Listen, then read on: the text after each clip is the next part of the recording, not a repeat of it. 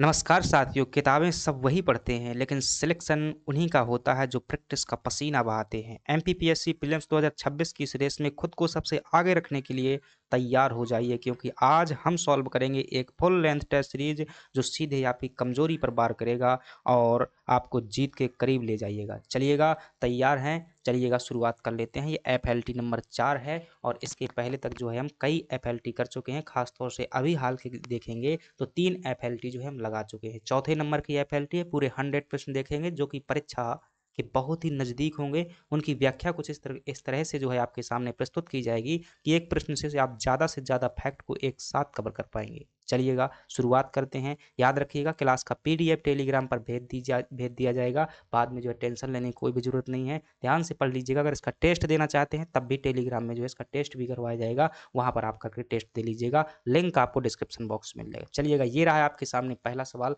जिसमें आपसे जो है पूछा जा रहा है, निम्नलिखित उपवेदों में से सामवेद का उपवेद कौन सा है? आप जानते हैं कि 4 हमारे प्राचीनतम वेद थे, उनमें से आपसे जो है पूछा जा रहा है कि सामवेद का जो है उपवेद कौन सा है? तो आप क्या बताएंगे? दिए गए ऑप्शन में अगर देखेंगे कि सामवेद का उपवेद कौन सा है, आयुर्वेद है, गंधर्व वेद है, धनुर्वेद है, शिल्प वेद है। ध्यान से देखिएगा तो आपका सही जवाब निकल करके आएगा कि सामवेद का उपवेद जो है गंधर्व वेद क्या होने वाला है, सही जवाब होने वाला है। अब ये तो हो गया सामवेद का उपवेद। बाकी जो चीज़ें सामवेद के बारे में और देखिएगा। अगर आपसे पूछा जाता है कि सामवेद का उपवेद गंधर्व वेद होगा, पहली बात ये हो जाएगी। दूसरा ध्यान रखना, ऋग्वेद का जो उपवेद होता है वो क्या है? आयुर्वेद जो है ऋग्वेद का उपवेद है।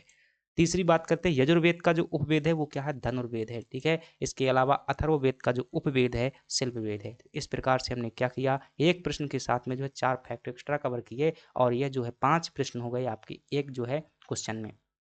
इसी प्रकार से हम क्या करेंगे, 100 के 100 जो है प्रश्न करने वाले हैं। चलिएगा, थोड़ा सा जो है क्या करेंगे, इनको जो स्पीड में भी करेंगे क्योंकि 100 प्रश्न है। व्याख्या भी क्या करनी है, हमें ज़बरदस्त तरीके से जो है कवर करनी है। तो उन सभी को जो है चीज़ों को क्या करना होगा, ध्यान देना होगा। अगले प्रश्न की बात कर लेते हैं और अगला प्रश्न जो है हमारे सामने मौजूद है। इसमें अगर देखेंगे अगले प्रश्न में तो दूसरे नंबर का प्रश्न है कि मनुस्मृति की रचना जो है किस वंश के शासन काल में हुई थी? तो आप क्या बताएंगे कि मनुस्मृति की रचना जो है किस वंश के शासन काल में हुई थी? मौर्य वंश में, शुंग वंश में, सातवाहन वंश में? तो आप क्या बताएंगे कि शुंग वंश के दौरान जो क्या की गई थी, जो है सॉरी गुप्त वंश के दौरान में क्या की गई थी, मनुस्मृति की जो है रचना की गई थी। ठीक है, मनुस्मृति की देखिएगा। अगर बाकी स्मृतियों की बात करते हैं, चलिएगा, मौर्य वंश, शुंग वंश, सातवाहन वंश, इसकी व्याख्या को जो है देखते हैं तो यहाँ पर क्या हो जाएगा, गुप्त वंश जो है आपका सही जवाब हो जाएगा। लेकिन गुप्त वंश आपके पास में ऑप्शन में नहीं है, मौर्य वंश हो नहीं सकता, तो आप क्या कहेंगे, शुंग वंश जो है इस बेटर ऑप्शन हो जाएगा। आपका बी ऑप्शन क्या हो जाएगा, सही हो जाएगा। मनुस्मृति की रचना शुंग वंश के शासन काल में हुई थी। कब हुई थी? शुंग वंश के शासन काल में हुई थी। बी ऑप्शन जो है यहाँ पर गुप्त वंश लिखा हुआ है, लेकिन ऑप्शन जो है आपका बी सही है।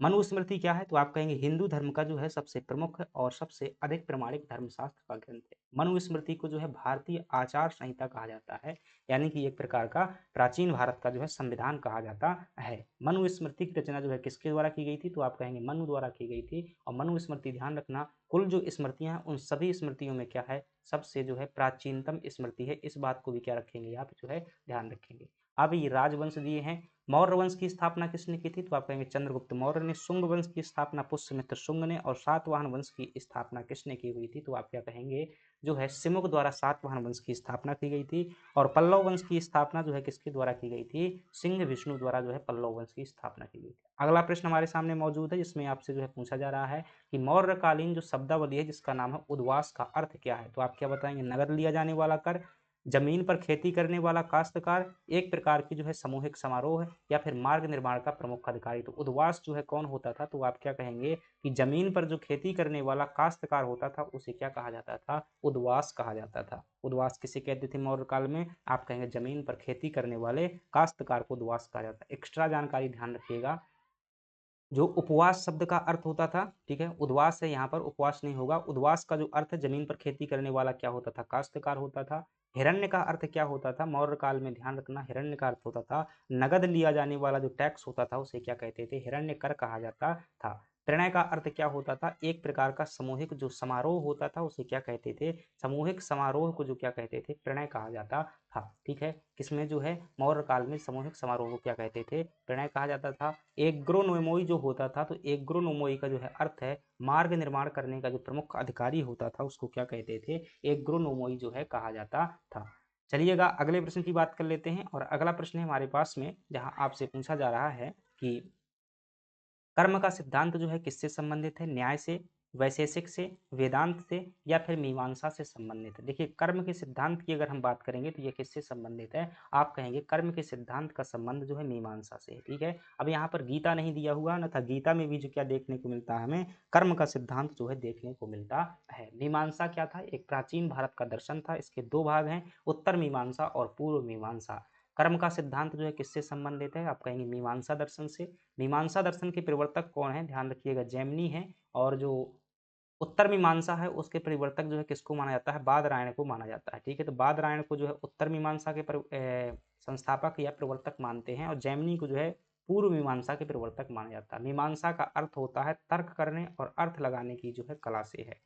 मुख्य लक्ष्य क्या है, स्वर्ग व मोक्ष की प्राप्ति करना ही क्या होता था, इसका मीमांसा दर्शन का लक्ष्य होता था। अगले प्रश्न की बात कर लेते हैं, पंच महायज्ञ से असंबंधित यज्ञ है, ब्रह्म यज्ञ, अश्वमेध यज्ञ, नृ यज्ञ, या फिर भूत यज्ञ। प्रश्न कहता है कि निम्नलिखित में से कौन सा पंच महायज्ञ से संबंधित नहीं है। जो पंच महायज्ञ होते थे उनकी संख्या कितनी होती थी, 5 होती थी। एक होता था, ठीक है, एक होता था पितृयज्ञ, और एक होता था भूत यज्ञ, एक होता था नृ यज्ञ। तो पितृ भी हो जाएगा, यहाँ पर भूत यज्ञ भी हो जाएगा, इसमें नृयज्ञ भी हो जाएगा। और अगर बात करेंगे एक यहाँ पर जो हो जाएगा तीसरा जो है ब्रह्म यज्ञ हो जाएगा। ठीक है, ब्रह्म यज्ञ हो जाएगा, और एक हो जाएगा, ठीक है, तो यहाँ पर जो है अश्वमेध यज्ञ है, इसमें जो है आपको यह शामिल नहीं मिलेगा। अश्वमेध यज्ञ जो है एक प्रकार का राजनीतिक यज्ञ हुआ करता था, यह जो है इसमें शामिल नहीं है। चलिएगा व्याख्या को देख लेते हैं, तो अश्वमेध यज्ञ जो है इसमें शामिल नहीं था। पंच महायज्ञ में जो है अश्वमेध यज्ञ नहीं शामिल होता है। पंच महायज्ञ में कौन कौन से होते हैं, ब्रह्म यज्ञ होता है, देव यज्ञ होता है, पितृयज्ञ होता है, नृ यज्ञ होता है, जिसे मनुष्य यज्ञ भी कहा जाता है, और भूत यज्ञ जो है होता है। ठीक है, इसको ट्रिक से भी हम ये याद किया था कि पाप भून दे, ठीक है, ब्रह्म के पास चला जाऊंगा। तो ये जो हो जाएंगे आपके पंच महायज्ञ हो जाएंगे। अगली बात कर लेते हैं, 1857 के विद्रोह के संबंध में यह किसने कहा था कि यह एक सैनिक विद्रोह मात्र था। तो 1857 के विद्रोह में कई लोगों ने अलग अलग टिप्पणियां की। इनमें से अगर बात किया जाए तो जॉन सीले साहब ने क्या कहा हुआ था, यह मात्र जो है एक क्या था, सैनिक विद्रोह था। और राष्ट्रीय विद्रोह किसने कहा हुआ था, तो आप कहेंगे वी.डी. सावरकर साहब ने क्या कहा था कि 1857 का विद्रोह जो है एक क्या है, राष्ट्रीय विद्रोह है। और जैन सीले ने क्या कहा था, तो सीले से ध्यान रख लेना, ठीक है, सा से सैनिक और सा से सीले हो जाएगा। सैनिक विद्रोह किसने कहा हुआ था, सीले ने जो है सैनिक विद्रोह कहा हुआ था। तो यहाँ पर जो है सैनिक विद्रोह किसने कहा था, तो आप कहेंगे कि जॉन सीले नाम के विद्वान ने यह संज्ञा दी हुई थी। डिजराइली जो है, बेंजामिन डिजराइली, इन्होंने क्या कहा था, राष्ट्रीय विद्रोह कहा हुआ था। ये जो है टिप्पणी टाइप की इन्होंने की हुई थी, आलोचना टाइप की, क्योंकि यह उस समय पर विपक्ष के नेता थे ब्रिटेन में।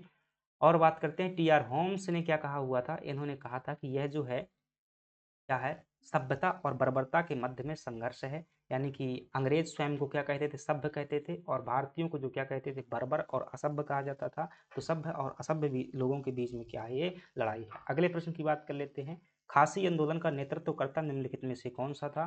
तो आप क्या पढ़ेंगे, गारो खासी जयंतियां जो पहाड़ियां पढ़ते हैं, तो उसी साइड में जो है खासी आंदोलन हुआ था, और इसका जो नेतृत्व करने वाले थे वो कौन थे, तीरथ सिंह थे। ठीक है, तो तीरथ सिंह क्या हो जाएंगे, खासी आंदोलन के जो है नेतृत्व करने वाले हो जाएंगे। बुद्धो भगत जो है, ये कोल जो जनजाति का विद्रोह हुआ था, कोल विद्रोह, वो कौन थे, उसके जो है बुद्धो भगत थे। तो बुद्धो भगत किसके थे, आप कहेंगे कोल विद्रोह के जो है नेता थे। अब इसमें जो है कब हुआ था ये खासी आंदोलन, 1829 से लगाकर 1833 के बीच में हुआ था। और कहाँ पर हुआ था, तो उत्तर पूर्वी पहाड़ियों में हुआ था। आप पढ़ चुके होंगे कि जो है खासी पहाड़ियाँ कहाँ पड़ती हैं। इसका नेतृत्व किसने किया था, तो आप कहेंगे तीरथ सिंह ने जो है खासी विद्रोह का नेतृत्व किया था। और कारण क्या था, अंग्रेज व बंगालियों का आदिवासी क्षेत्र में क्या करना, हस्तक्षेप करना जो है ये इसका प्रमुख कारण था। अंग्रेजों ने क्या किया था, आदिवासी क्षेत्रों में जो है गतिविधियां शुरू की हुई। अगली बात कर लेते हैं, मूक नायक नामक जो है समाचार पत्र निम्नलिखित में से किसने क्या किया था, प्रकाशित किया हुआ था। मूक नायक समाचार पत्र, ईश्वर चंद्र विद्यासागर, डॉक्टर भीमराव अंबेडकर, मदन मोहन मालवीय या फिर महात्मा गांधी? तो आप क्या कहेंगे? मूक नायक समाचार पत्र जो प्रकाशित किया हुआ था, किसने किया था? डॉक्टर भीमराव अंबेडकर जी द्वारा क्या किया गया था? मूक नायक समाचार पत्र प्रकाशित किया गया था। ठीक है।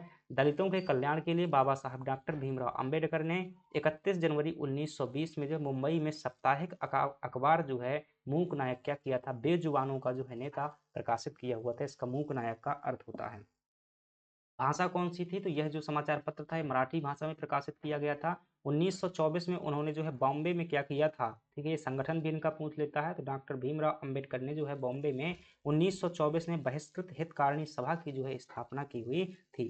और बहिष्कृत भारत जो है समाचार पत्र भी निकाला था। इनका आदर्श वाक्य था कि इनका डॉक्टर भीमराव अंबेडकर जी का कि शिक्षित बनो, संगठित हो और संघर्ष करो, ये क्या था? इनका जो है आदर्श वाक्य था। चलिएगा, गांधी जी का समाचार पत्र जानते हैं कि हरिजन पत्रिका जो है इन्हीं की थी।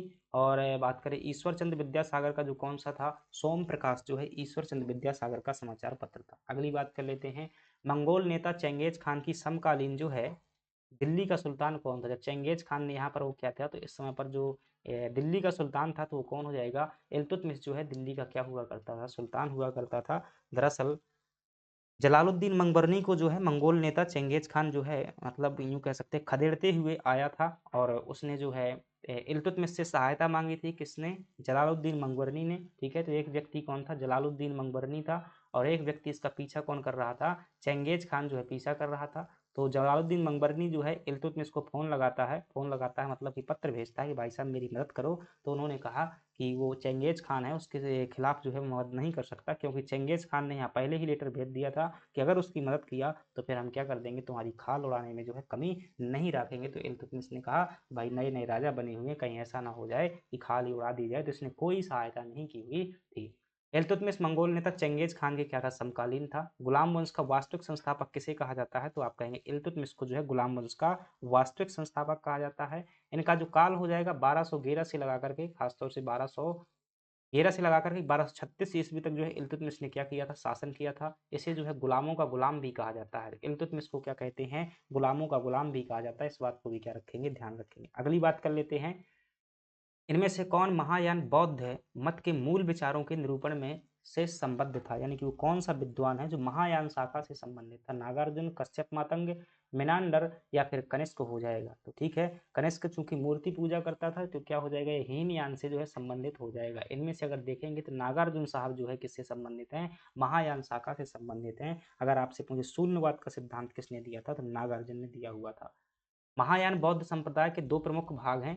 ठीक है, तो महायान की शाखा कौन सी है? एक जो है शून्यवाद है, जिसे क्या कहते हैं? माध्यमिक भी कहा जाता है। दूसरी शाखा है वो क्या है? विज्ञानवाद है। बौद्ध धर्म की दो शाखाएं हैं, एक है हीनयान और दूसरी है महायान। महायान की भी क्या है? दो शाखाएं हैं। कौन कौन सी? शून्यवाद और जो है विज्ञानवाद, इनकी क्या है? दो शाखाएं हैं। इसके अलावा वज्रयान भी जो है इसी में एक शाखा देखने को मिल जाती है जम्मू कश्मीर में।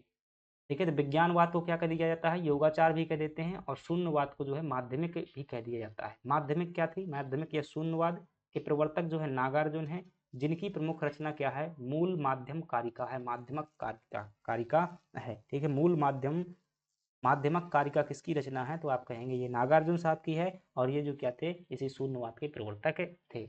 इस संप्रदाय को जो है सापेक्षवाद भी कहा जाता है। ठीक है, किसे? शून्यवाद को जो है सापेक्षवाद भी कहा जाता है, जिसके अनुसार प्रत्येक वस्तु किसी न किसी कारण से क्या हुई है? उत्पन्न हुई है, और वह जो है उस पर क्या है? निर्भर है। इसके अंतर्गत महात्मा बुद्ध के द्वारा प्रतिपादित मध्यम मार्ग को जो है क्या किया गया है? विकसित किया गया है। यानी कि मध्यम मार्ग को जो क्या करता है? महत्व देता है, वही क्या है? शून्यवाद है। अगले प्रश्न की बात कर लेते हैं। मिनांडर का नाम ध्यान रखना। मिनांडर जो है इसे मिलिंद भी कहा जाता है। क्या कहा जाता है? इसी मिनांडर को जो क्या कहते हैं? मिलिंद कहते हैं। यूनानी जो है शासक था, हिंद यूनानी, और इसने क्या किया था? बौद्ध धर्म को ग्रहण किया हुआ था। कनिष्क के समय पर क्या हुई थी? चौथी बौद्ध संगीति हुई थी, और नागार्जुन जो है कनिष्क के दरबार में थे। अगले प्रश्न की बात कर लेते हैं, किस गुप्त शासक के अभिलेख से जो है एरण का प्रथम बार सती होने का प्रमाण मिलता है? तो इस प्रकार से हमने क्या देखे? इंडियन हिस्ट्री के जो 10 प्रश्न देखे हुए हैं। अब जो अगले हमारे 10 प्रश्न होंगे वो क्या होंगे? एमपी हिस्ट्री के होंगे। इसके बाद जैसी हमारी एमपीपीएससी में यूनिट है, उसी प्रकार से हमारे पास में क्या होंगे? प्रश्न होंगे। 10 सेकंड के बाद जो है अपन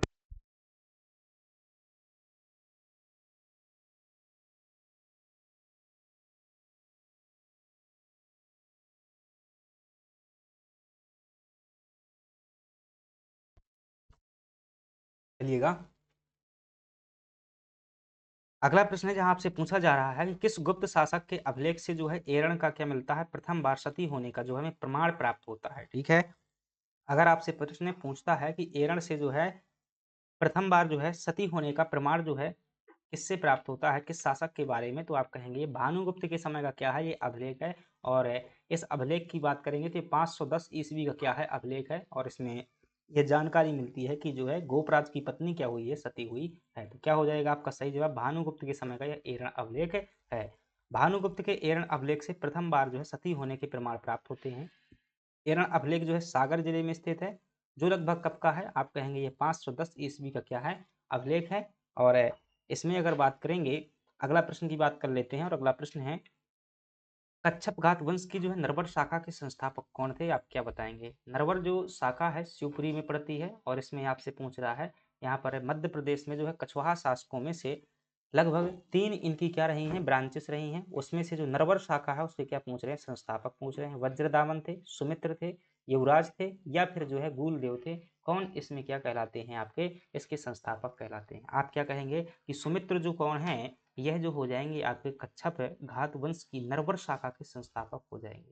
ठीक है, अब देखिएगा कच्छप घात वंश की नरवर शाखा के संस्थापक कौन थे, तो आप कहेंगे सुमित्र साहब जो है क्या है, ये नरवर शाखा के जो है संस्थापक है। और ये कहाँ पर रहती थी नरवर शाखा जो है, ये आपको शिवपुरी में देखने को मिल जाएगी। और इनकी एक शाखा जो है सिंघोनिया में रहती है, मुरैना में, वहां पर वज्रदामन देखने को मिल जाते हैं। कच्छप घात वंश का क्षेत्र जो है ग्वालियर, मुरैना, भिंड, शिवपुरी, गुना, अशोकनगर इत्यादि जिलों में जो है फैला हुआ था। वज्रदामन जो है कच्छप घात वंश की ग्वालियर शाखा, जैसे सिंघोनिया शाखा भी कहा जाता है, इसके क्या थे, संस्थापक थे। और युवराज जो है कच्छप घात वंश की दूबकुंड शाखा के जो है संस्थापक थे। दूबकुंड शाखा कुछ हिस्सा मुरैना में पड़ता है और जो राजस्थान में भी देखने को मिल जाता है। तीनों शाखाओं के संस्थापक देख लेना। जो युवराज हैं ये कहाँ के संस्थापक हैं, तो आप कहेंगे यह जो है दूबकुंड शाखा के क्या थे, संस्थापक थे। और सुमित्र हो जाएंगे, यह जो है नरवर शाखा के संस्थापक हो जाएंगे।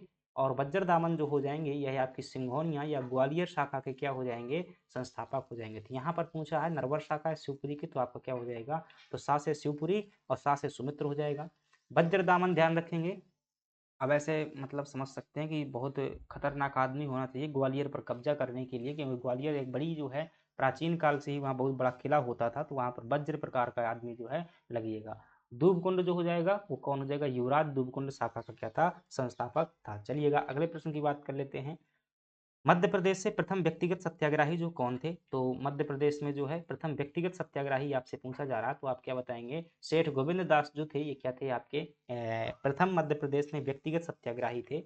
और मध्य प्रदेश के प्रथम व्यक्तिगत सत्याग्रही जो बाबू गोविंद दास हो जाएंगे। और मध्य प्रदेश की जो है जबलपुर में व्यक्तिगत सत्याग्रह की क्या हुई थी, शुरुआत हुई थी। और इसका सर्वाधिक प्रभाव जो है सागर जिले में जो है दिखाई पड़ा था। 17 अक्टूबर 1940 ईस्वी को गांधी जी ने पवनार आश्रम में जो है व्यक्तिगत सत्याग्रह क्या किया था, आरंभ किया था। इसके जो पहले सत्याग्रही थे वो कौन थे, आचार्य विनोबा भावे जी जो क्या थे, इसके पहले सत्याग्रही थे। और दूसरे सत्याग्रही जो माने जाते हैं वो जवाहरलाल नेहरू माने जाते हैं। तीसरे सत्याग्रही जो है ब्रह्मदत्त को माना जाता है। मध्य प्रदेश के प्रथम सत्याग्रही जो है गोविंद दास को माना जाता है, जिन्होंने क्या किया था, जबलपुर में जो है सत्याग्रह किया हुआ था। अगला प्रश्न है, हाल ही में क्रांति सूर्य टंट्या मामा भील के नाम से जो है विश्वविद्यालय बनाने की घोषणा जो है किस जिले में की गई है, तो आप क्या बताएंगे। टांट्या मामा जी के नाम पर जो है खरगोन में क्या की गई है, विश्वविद्यालय बनाने की जो है घोषणा की गई है। क्रांति सूर्य टांट्या मामा भील के जो है टांट्या भील के नाम से विश्वविद्यालय जो कहाँ पर बनाया जाएगा, आप कहेंगे खरगोन में बनाया जाएगा। यह आदिवासियों के जो है रॉबिनहुड के नाम से जाना जाता है, इन्हें इंडियन रॉबिनहुड भी कहते हैं। इनका वास्तविक नाम जो क्या था, टांटिया था। और इन्हें टुंड्रा भी जो है कहा गया है। इनकी समाधि जो है कहाँ पर स्थित है, पाताल पानी जो है इंदौर में स्थित है। और इनका जो मतलब शहीद हुए थे 4 दिसंबर, ठीक है, 4 दिसंबर 1889 को क्या हुए थे, ये वीर गति को जो है प्राप्त हुए थे। और यह जो है कहाँ से संबंधित थे, तो ध्यान रखिएगा निमाड़ क्षेत्र से ये संबंधित थे। इनके नाम पर जो है खरगोन में क्या बनाया जाएगा, विश्वविद्यालय जो है बनाया जाएगा। अगली बात कर लेते हैं, घड़वा शिल्प कला को अन्य किस नाम से जानते हैं। ढोकरा शिल्प कला, बर्तन शिल्प कला, सुतारी शिल्प कला, या फिर खरात शिल्प कला। जो घड़वा शिल्प कला है इसको जो है डोकरा शिल्प कला के नाम से भी जाना जाता है। और यह कहाँ पर देखने को मिल जाएगी आपको, यह जो है बैतूल जिला में देखने को मिल जाएगी। जिसे भरेवा शिल्प भी कहा जाता है। भरेवा शिल्प कहें या घड़वा शिल्प कहें, ढोकरा शिल्प कहें, एक ही बात है। बैतूल की जो डोकरा शिल्प जो धातु शिल्प है प्राचीन एवं असाधारण है। तो कहाँ पर प्रचलित है? जिला ध्यान रखिएगा, बैतूल जिला में प्रचलित है। इसमें क्या किया जाता है? तांबा, जस्ता, रांगा का उपयोग कर जो है मिश्र धातु से मूर्तियां बनाई जाती हैं, बर्तन आदि जो है बनाए जाते हैं। इस कला की जो है सबसे प्राचीनतम मूर्ति जो है हमें कहाँ पर देखने को मिलती है? मोहनजोदड़ो में जो है नर्तकी की मूर्ति जो है हमें देखने को मिल जाती है। इसका दूसरा नाम जो है क्या है? इसे घड़वा शिल्प भी कहा जाता है। चाहे घड़वा शिल्प कहें या भरेवा शिल्प कहें, ढोकरा शिल्प कहें, ये बैतूल जिले में प्रचलित है। ठीक है, ध्यान रखिएगा। अगले प्रश्न की बात कर लेते हैं। डाम प्रथा जो है किस जनजाति में प्रचलित है? तो आप क्या बताएंगे? डाम प्रथा जो है यह किस में प्रचलित है? भील जनजाति में प्रचलित है। और यह प्रथा क्या होती है देख लेते हैं। डाम प्रथा, जब बच्चा जो है 12 वर्ष का हो जाता है तब उसके दाहिने हाथ की जो है भुजा एवं कलाई पर तपा हुआ जो है तीर दागा जाता है। क्या किया जाता है? बच्चे के जो है हाथ में तीर दागा जाता है, जिसे क्या कहते हैं? डाम प्रथा कहते हैं। और ये किस जनजाति में प्रचलित है? भील जनजाति में। भीलों का मानना है कि ये अपने समुदाय में शारीरिक बीमारियों को जो है रोकने या ठीक करने में क्या करता है? मदद करता है। डाम प्रथा किससे संबंधित हो जाएगी? तीर दागने की प्रथा है, जो गर्म करके जो है हाथ में, दाहिने हाथ में करते हैं भील जनजाति में। निमाड़ी साहित्य का इतिहास नामक पुस्तक किसने लिखी हुई है? महादेव प्रसाद चतुर्वेदी, श्री राम परिहार या प्रभाकर चौबे, या फिर इनमें से कोई नहीं। तो आप क्या कहेंगे कि श्री राम परिहार द्वारा जो है निमाड़ी साहित्य का इतिहास नामक पुस्तक लिखी गई है। निमाड़ी साहित्य का इतिहास पुस्तक जो है श्री राम परिहार ने लिखी हुई है। निमाड़ी बोली का क्षेत्र जो है कहाँ पर बोली जाती है? खंडवा, खरगोन, धार, इंदौर, देवास, झाबुआ में जो है निमाड़ी बोली जाती है। और निमाड़ी साहित्य परिषद की स्थापना कब की गई थी? तो 1953 में, ध्यान रखिएगा, निमाड़ी साहित्य परिषद की स्थापना की गई थी। इसकी उपबोली कौन सी है? बरेला और भीली जो है क्या है इसकी उपबोली। इसे जो है दक्षिणी हिंदी भी कहा जाता है। निमाड़ी बोली को जो है दक्षिणी हिंदी भी कहते हैं। 19 सितंबर को जो है निमाड़ी दिवस मनाया जाता है। अगले प्रश्न की बात कर लेते हैं। बाघ की गुफाओं से संबंधित निम्नलिखित कथनों पर क्या कीजिएगा? विचार कीजिएगा। इन गुफाओं की तुलना जो है अजंता की गुफाओं से की जाती है। बिल्कुल सही बात लिखी हुई है। बौद्ध धर्म से समानता के कारण इनकी तुलना अजंता की गुफाओं से होती है। कुल गुफाएं जो है यहाँ पर 9 हैं। देखिएगा, बाघ की गुफाओं की अगर बात करें तो वर्तमान में जो है इनकी संख्या जो है 5 हमें देखने को मिल जाती है। ठीक है, पहले से पता नहीं कितनी थी भाई। गुफा नंबर 2 में जो है 5 बौद्धों की जो है मूर्ति है। ठीक है, 5 बौद्धों की मूर्ति है। अब देखिएगा, गुफा नंबर 2 को क्या कहते हैं? हम पांडव गुफा जो है कहते हैं। क्या कहते हैं? पांडव गुफा कहते हैं। गुफाओं पर, चौथा कहता है कि गुफाओं पर जो की गई चित्रकारी को जो है फ्रेस्को मूरल पेंटिंग कहा जाता है। उपरोक्त में से कौन से जो है कथन सही है? अच्छे लेवल का प्रश्न है, ध्यान रखिएगा। इसमें जो है सभी के सभी कथन क्या है आपके? सही है। ध्यान से व्याख्या को देखिएगा। दिए गए तथ्य जो है बाघ की गुफा के संबंध में प्रचलित हैं। यह गुफा जो है बाघनी नदी के किनारे जो है धार जिले में स्थित है। बाघ की गुफाएं कहाँ पर स्थित? धार जिला में स्थित है। यहाँ पर जो है कुल कितनी? 9 गुफाएं जो है देखने को मिलती हैं, लेकिन वर्तमान में जो है कितनी है? 5 गुफाएं जो है यहाँ पर शेष हैं, जिसे जो है पंच पांडव गुफा भी कहा जाता है। किसे? ठीक है, तो जो दूसरी गुफा है इसे पांडव गुफा भी कहा जाता है। तो ये बौद्धों की मूर्ति है, यहाँ पर पांडवों की मूर्ति नहीं है, ध्यान रखना। तो क्या हो जाएंगे? सभी के सभी कथन सही है। लेकिन 9 गुफाएं हैं यहाँ पर, वर्तमान में शेष कितनी है? 5 हैं। इनकी खोज किसके द्वारा की गई थी? तो आप क्या कहेंगे? डेंजर फील्ड द्वारा जो है इनकी क्या की गई थी? खोज की गई थी। इस बात को भी क्या करेंगे? ध्यान रखेंगे। अगली बात कर लेते हैं। विश्व विरासत स्थल खजुराहो के मंदिरों से संबंधित असत्य कथन का चयन कीजिएगा। खजुराहो को जो है पत्थर पर तराशी गई नगरी भी कहा जाता है। ठीक है, कह सकते हैं, क्योंकि यहाँ पर पत्थर पर जो है बहुत अच्छी वो नक्काशी देखने को मिलती है। यहाँ शैव, जैन एवं वैष्णव धर्म से संबंधित मंदिर है। ठीक है, ये भी सही है। कंदरिया देव महादेव मंदिर का निर्माण जो है विद्याधर ने करवाया था, ये भी ठीक है। विश्वनाथ मंदिर का निर्माण राजा गंडदेव ने करवाया हुआ था। तो ये बात जो है थोड़ा सा अजीब लगती है, यहाँ पर शायद ढंगदेव होना चाहिए। विश्वनाथ मंदिर का निर्माण ढंगदेव होगा। चलिएगा, तो ये बात जो है गलत लिखी हुई है। इसका निर्माण गंडदेव करवाया था, ये बात गलत थी।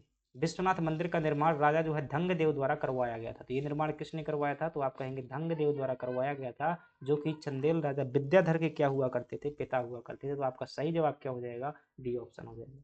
खजुराहो को पत्थर पर तराशी गई नक्काशी भी कहा जाता है, बिल्कुल सही है। यहाँ जो शैव, जैन एवं वैष्णव धर्म से संबंधित मंदिर हैं, बौद्ध धर्म से संबंधित मंदिर नहीं है, ध्यान रखना। कंदरिया महादेव मंदिर का निर्माण विद्याधर ने करवाया हुआ था। इब्न बतूता ने, जो इब्न बतूता था इतिहास में मोरक्को यात्री था, वो रेहला नाम में जो है इसका उल्लेख कैसे किया है? इसका घाटियों का जो है उल्लेख किया है, यानी खजुराहो में क्या किया हुआ है? इनका उल्लेख किया हुआ है खजुराहो के क्षेत्र का। और वर्ष 1986 में क्या किया गया था, इन्हें विश्व धरोहर सूची में शामिल किया गया था। अगला प्रश्न है, बैरायटा गायन का संबंध निम्नलिखित में से किस क्षेत्र से है?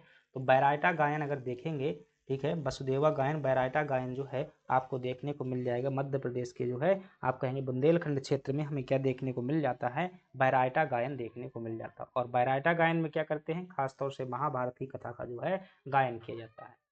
बोरैया गायन, ठीक है, बोरैया नहीं भाई, बेरायटा होगा, ठीक है। बैरायटा गायन का संबंध जो किससे है, बुंदेलखंड क्षेत्र से है। इसकी गायन शैली का जो है कथा गायन है। इसमें जो है महाभारत की कथाओं तथा ऐतिहासिक पात्रों की कथाएं जो है क्या की जाती हैं, गाई जाती हैं। अगला प्रश्न है, यहाँ पर अब जो है इंडियन ज्योग्राफी से संबंधित क्या होंगे, आपके सामने जो है प्रश्न होंगे। अभी तक हमने इंडियन हिस्ट्री और मध्य प्रदेश की हिस्ट्री से संबंधित प्रश्न देखे हुए हैं।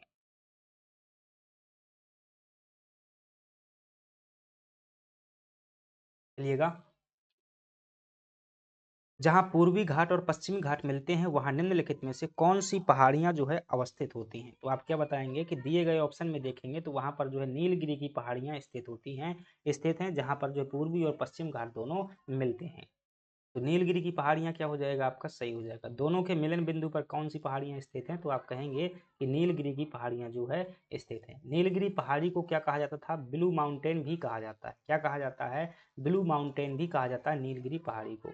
इसकी सर्वाधिक ऊंची चोटी कौन सी है? तो नीलगिरी पहाड़ी की सबसे ऊंची चोटी कौन सी है? दोदा बेटा है, जिसकी ऊंचाई जो है 26-37 मीटर हमें देखने को मिल जाती है। सेवराय पहाड़ियां आपको तमिलनाडु में देखने को मिल जाएंगी। कार्डमम पहाड़ियां जो है केरल में देखने को मिल जाएंगी, सबसे दक्षिणी पहाड़ियां हैं। अन्नामलाई की पहाड़ियां भी आपको जो है केरल में देखने को मिल जाएंगी। अगली बात कर लेते हैं, प्रायद्वीप भारत में जो है पूर्व दिशा में बहने वाली नदियों का उत्तर से दक्षिण का क्या करना है, सही क्रम बताना है आपको, ठीक है। जो प्रायद्वीप भारत की नदियां हैं, यानी कि जो इधर की ओर बहती हैं, इस प्रकार से बहती हैं, पूर्व की ओर बहती हैं, इनको जो है उत्तर से दक्षिण की ओर क्रम में जो है क्या करना है, व्यवस्थित करना है, ठीक है। तो दिए गए ऑप्शन में अगर देखेंगे तो सबसे पहले उत्तर में क्या हो जाएगी, महानदी हो जाएगी। महानदी के बाद में गोदावरी, फिर कृष्णा, फिर कावेरी। ये जो है ठीक तो है भाई, ए ऑप्शन इसमें क्या हो जाएगा, ठीक हो जाएगा, ठीक है। तो ये ऑप्शन सही है, महानदी, गोदावरी, कृष्णा, कावेरी जो है क्या हो जाएगा आपका जो है सही जवाब हो जाएगा। उत्तर से दक्षिण की ओर प्रवाह जो इस प्रकार से होगा, महानदी, ये वाला क्रम सही हो जाएगा। लंबाई देखिएगा, महानदी की लंबाई जो है 851 किलोमीटर है। गोदावरी की लंबाई जो है 1465 किलोमीटर है। कृष्णा की लंबाई जो है 1401 किलोमीटर है। कावेरी की लंबाई जो है कितनी है, 800 किलोमीटर है। इसको भी क्या कर लेना, दिमाग में बैठा लेना। अगला प्रश्न है, कोपेन ने अपने जलवायु प्रदेशों को निर्धारित करने के लिए निम्नलिखित में से किस तत्व को आधार नहीं बनाया था? तो कोपेन ने जो है जलवायु वर्गीकरण किया था, उसने जो है स्थानीय वार्षिक तापमान, जल संतुलन को जो है कोई आधार नहीं बनाया हुआ था उसने, ठीक है। जल संतुलन को जो है उसने कोई आधार नहीं बनाया हुआ था, बाकी इनका जो है आधार बनाया था, इसी आधार पर जलवायु उन्हें बांटी हुई थी। कोपेन ने जलवायु प्रदेश को निर्धारित करने के लिए 3 आधार बताए हुए थे। पहला जो है वार्षिक तापमान, दूसरा वर्षा की मात्रा, और तीसरा जो है स्थानीय वनस्पति। इसमें जल संतुलन को नहीं बताया हुआ था। जबकि थॉर्नथ्वेट ने जो है जलवायु वर्गीकरण का आधार वर्षा की सार्थकता एवं जल संतुलन पर जो है आधारित माना। जो थॉर्नथ्वेट थे, उन्होंने जो है जल संतुलन को आधार माना हुआ था। अगली बात कर लेते हैं, भारतीय वन प्रबंधन संस्थान की स्थापना जो है किस वर्ष हुई थी? तो आप क्या कहेंगे, 1982 में जो है भारतीय वन प्रबंधन संस्थान की क्या हुई थी, स्थापना हुई थी। 1982 सही हो जाएगा। कहाँ पर स्थित है, भोपाल में स्थित है। भारतीय वन प्रबंधन संस्थान 1982 हो जाएगा। इसका मुख्यालय कहाँ पर स्थित है, आप कहेंगे भोपाल में है। यह एक स्वायत्त संस्था है जो भारत सरकार के पर्यावरण एवं जलवायु परिवर्तन मंत्रालय के अधीन है। अगली बात करते हैं, नीचे दिए गए कथन में से जो है असत्य कथन क्या करना है, चुनाव करना है। नोवा मंडी कहाँ पर स्थित है? नोवा मंडी जो है ये खदान है, एक झारखंड में स्थित है, ठीक है। अगली बात कर लेते हैं, गुरु महिसानी उड़ीसा में स्थित है। ये बात जनती ना है, गुरु महिसानी छत्तीसगढ़ में है शायद। चलिएगा देखते हैं अभी। टल्ली राजहरा छत्तीसगढ़ में है, ये तो सही है। और ठुमका खदान जो है आंध्र प्रदेश में है, तो इसमें जो ठुमका क्या हो जाएगी, गलत हो जाएगी। ये मतलब सही है आपका। क्या कहता है, असत्य कथन का जो है चुनाव करना है। तो ठुमका खदान जो है आंध्र प्रदेश में नहीं है। टुमका या टुमका जो है झारखंड का खनन क्षेत्र है। यह जो है चांदी के लिए जाना जाता है। क्या कहेंगे, चांदी का जो है गहना पहन के क्या लगाएंगे, डांस करेंगे, ठुमका लगाएंगे। जानते हो ना ठुमका लगाना? हाँ, तो वैसे क्या करिएगा, याद कर लीजिएगा। असम में जो है देखेंगे तो डिगबोई सुरमा घाटी तेल क्षेत्र कहाँ स्थित है, असम राज्य में स्थित है। राजस्थान में जो है आपको जावर की खान देखने को मिल जाएगी चांदी के लिए, और कर्नाटक में जो है कोलार की खदान जो है सोना के लिए देखने को मिल जाएगी। मध्य प्रदेश में मझगवा की खदान जो है हीरा के लिए देखने को मिल जाएगी। लेकिन ये ठुमका की खदान जो है कहाँ पर मिलेगी, झारखंड में ना मिलेगी, ये जो है राजस्थान सॉरी यह जो है आंध्र प्रदेश में ना मिलेगी, यह जो है झारखंड में देखने को मिल जाती है, इसलिए ये हो जाएगा गलत है। इधर भी ध्यान रखना, गुरु महेशानी भी कहाँ पर स्थित है, उड़ीसा में जो है स्थित है। अगले प्रश्न की बात कर लेते हैं, हट्टी की खान किस खनिज के लिए जानी जाती है? भाई कोलार हट्टी की खान कह रहा था, यह जो है सोना के लिए जानी जाती है और कहाँ पर है, कर्नाटक में स्थित है। तो हट्टी की खान जो है सोना के लिए जानी जाती है, जो कि कहाँ पर स्थित है, कर्नाटक में स्थित है। सोने की खानें जो कर्नाटक में कोलार, उटी और हट्टी की खान जो है कोलार हट्टी की खानें हैं। आंध्र प्रदेश में देखेंगे तो यहाँ पर रामगिरी और अनंतपुर खान, और झारखंड में जो है हीराकुडनी की खान, ये सभी किससे संबंधित हैं? आप कहेंगे जो है सोना से संबंधित है। हाल ही में पन्ना के हीरे को जो क्या दिया गया है, जीआई टैग भी जो है दिया गया है, डायमंड, ठीक है, पन्ना डायमंड को जो है जीआई टैग दिया गया है 2025 में, बात सही है, ठीक है, अपन ने पढ़ा भी हुआ था। अगली बात कर लेते हैं, हरित क्रांति के जनक जो है कौन कहलाते हैं? तो डॉक्टर एम एस स्वामीनाथन को जो क्या कहा जाता है, हरित क्रांति का जनक कहा जाता है। तो एम एस स्वामीनाथन हो जाएंगे, ठीक है। अगली बात कर लेते हैं, जिन्हें भारत रत्न भी 2024 में क्या दिया गया है, मरणोपरांत इन्हें भारत रत्न दिया गया है। इस क्रांति का सर्वाधिक प्रभाव किस फसल में देखा गया था? गेहूं में, उसके बाद चावल में। इसके श्वेत क्रांति के जनक कौन कहलाते हैं? तो आप कहेंगे डॉक्टर वर्गीस कुरियन जो है श्वेत क्रांति के जनक माने जाते हैं, ठीक है। Abdul Kalam missile man of India के नाम से जाने जाते हैं। कौन सा मसाला भारत में जो है काला सोना के रूप में जाना जाता है? तो आप क्या कहेंगे, भारत में जो काली मिर्च है उसे क्या कहते हैं, काला सोना के रूप में जाना जाता है। काली मिट्टी को जो है काला सोना कहते हैं। भाई साहब किसे, काली मिट्टी की नहीं, काली मिर्च हो जाएगा यहाँ पर, ठीक है। टाइपिंग कई बार जो है मिस्टेक हो जाती है, लेकिन चिंता मत करिएगा, मैं सही बता दूंगा। तो काली जो है मिर्च को क्या कहते हैं, काला सोना भी कहा जाता है। यह जो है 10 से 40 डिग्री सेल्सियस तापमान में जो है आवश्यकता होती है। 15 से जो 150 से 200 सेंटीमीटर वर्षा की आवश्यकता होती है, और चिकनी दोमट मिट्टी की जो आवश्यकता होती है। केरल में जो है सबसे ज़्यादा निकलती है, कहाँ पर निकलती है, केरल में जो है काली मिर्च सबसे ज़्यादा निकलती है। इसे यवन प्रिय भी कहा जाता है काली मिर्च को।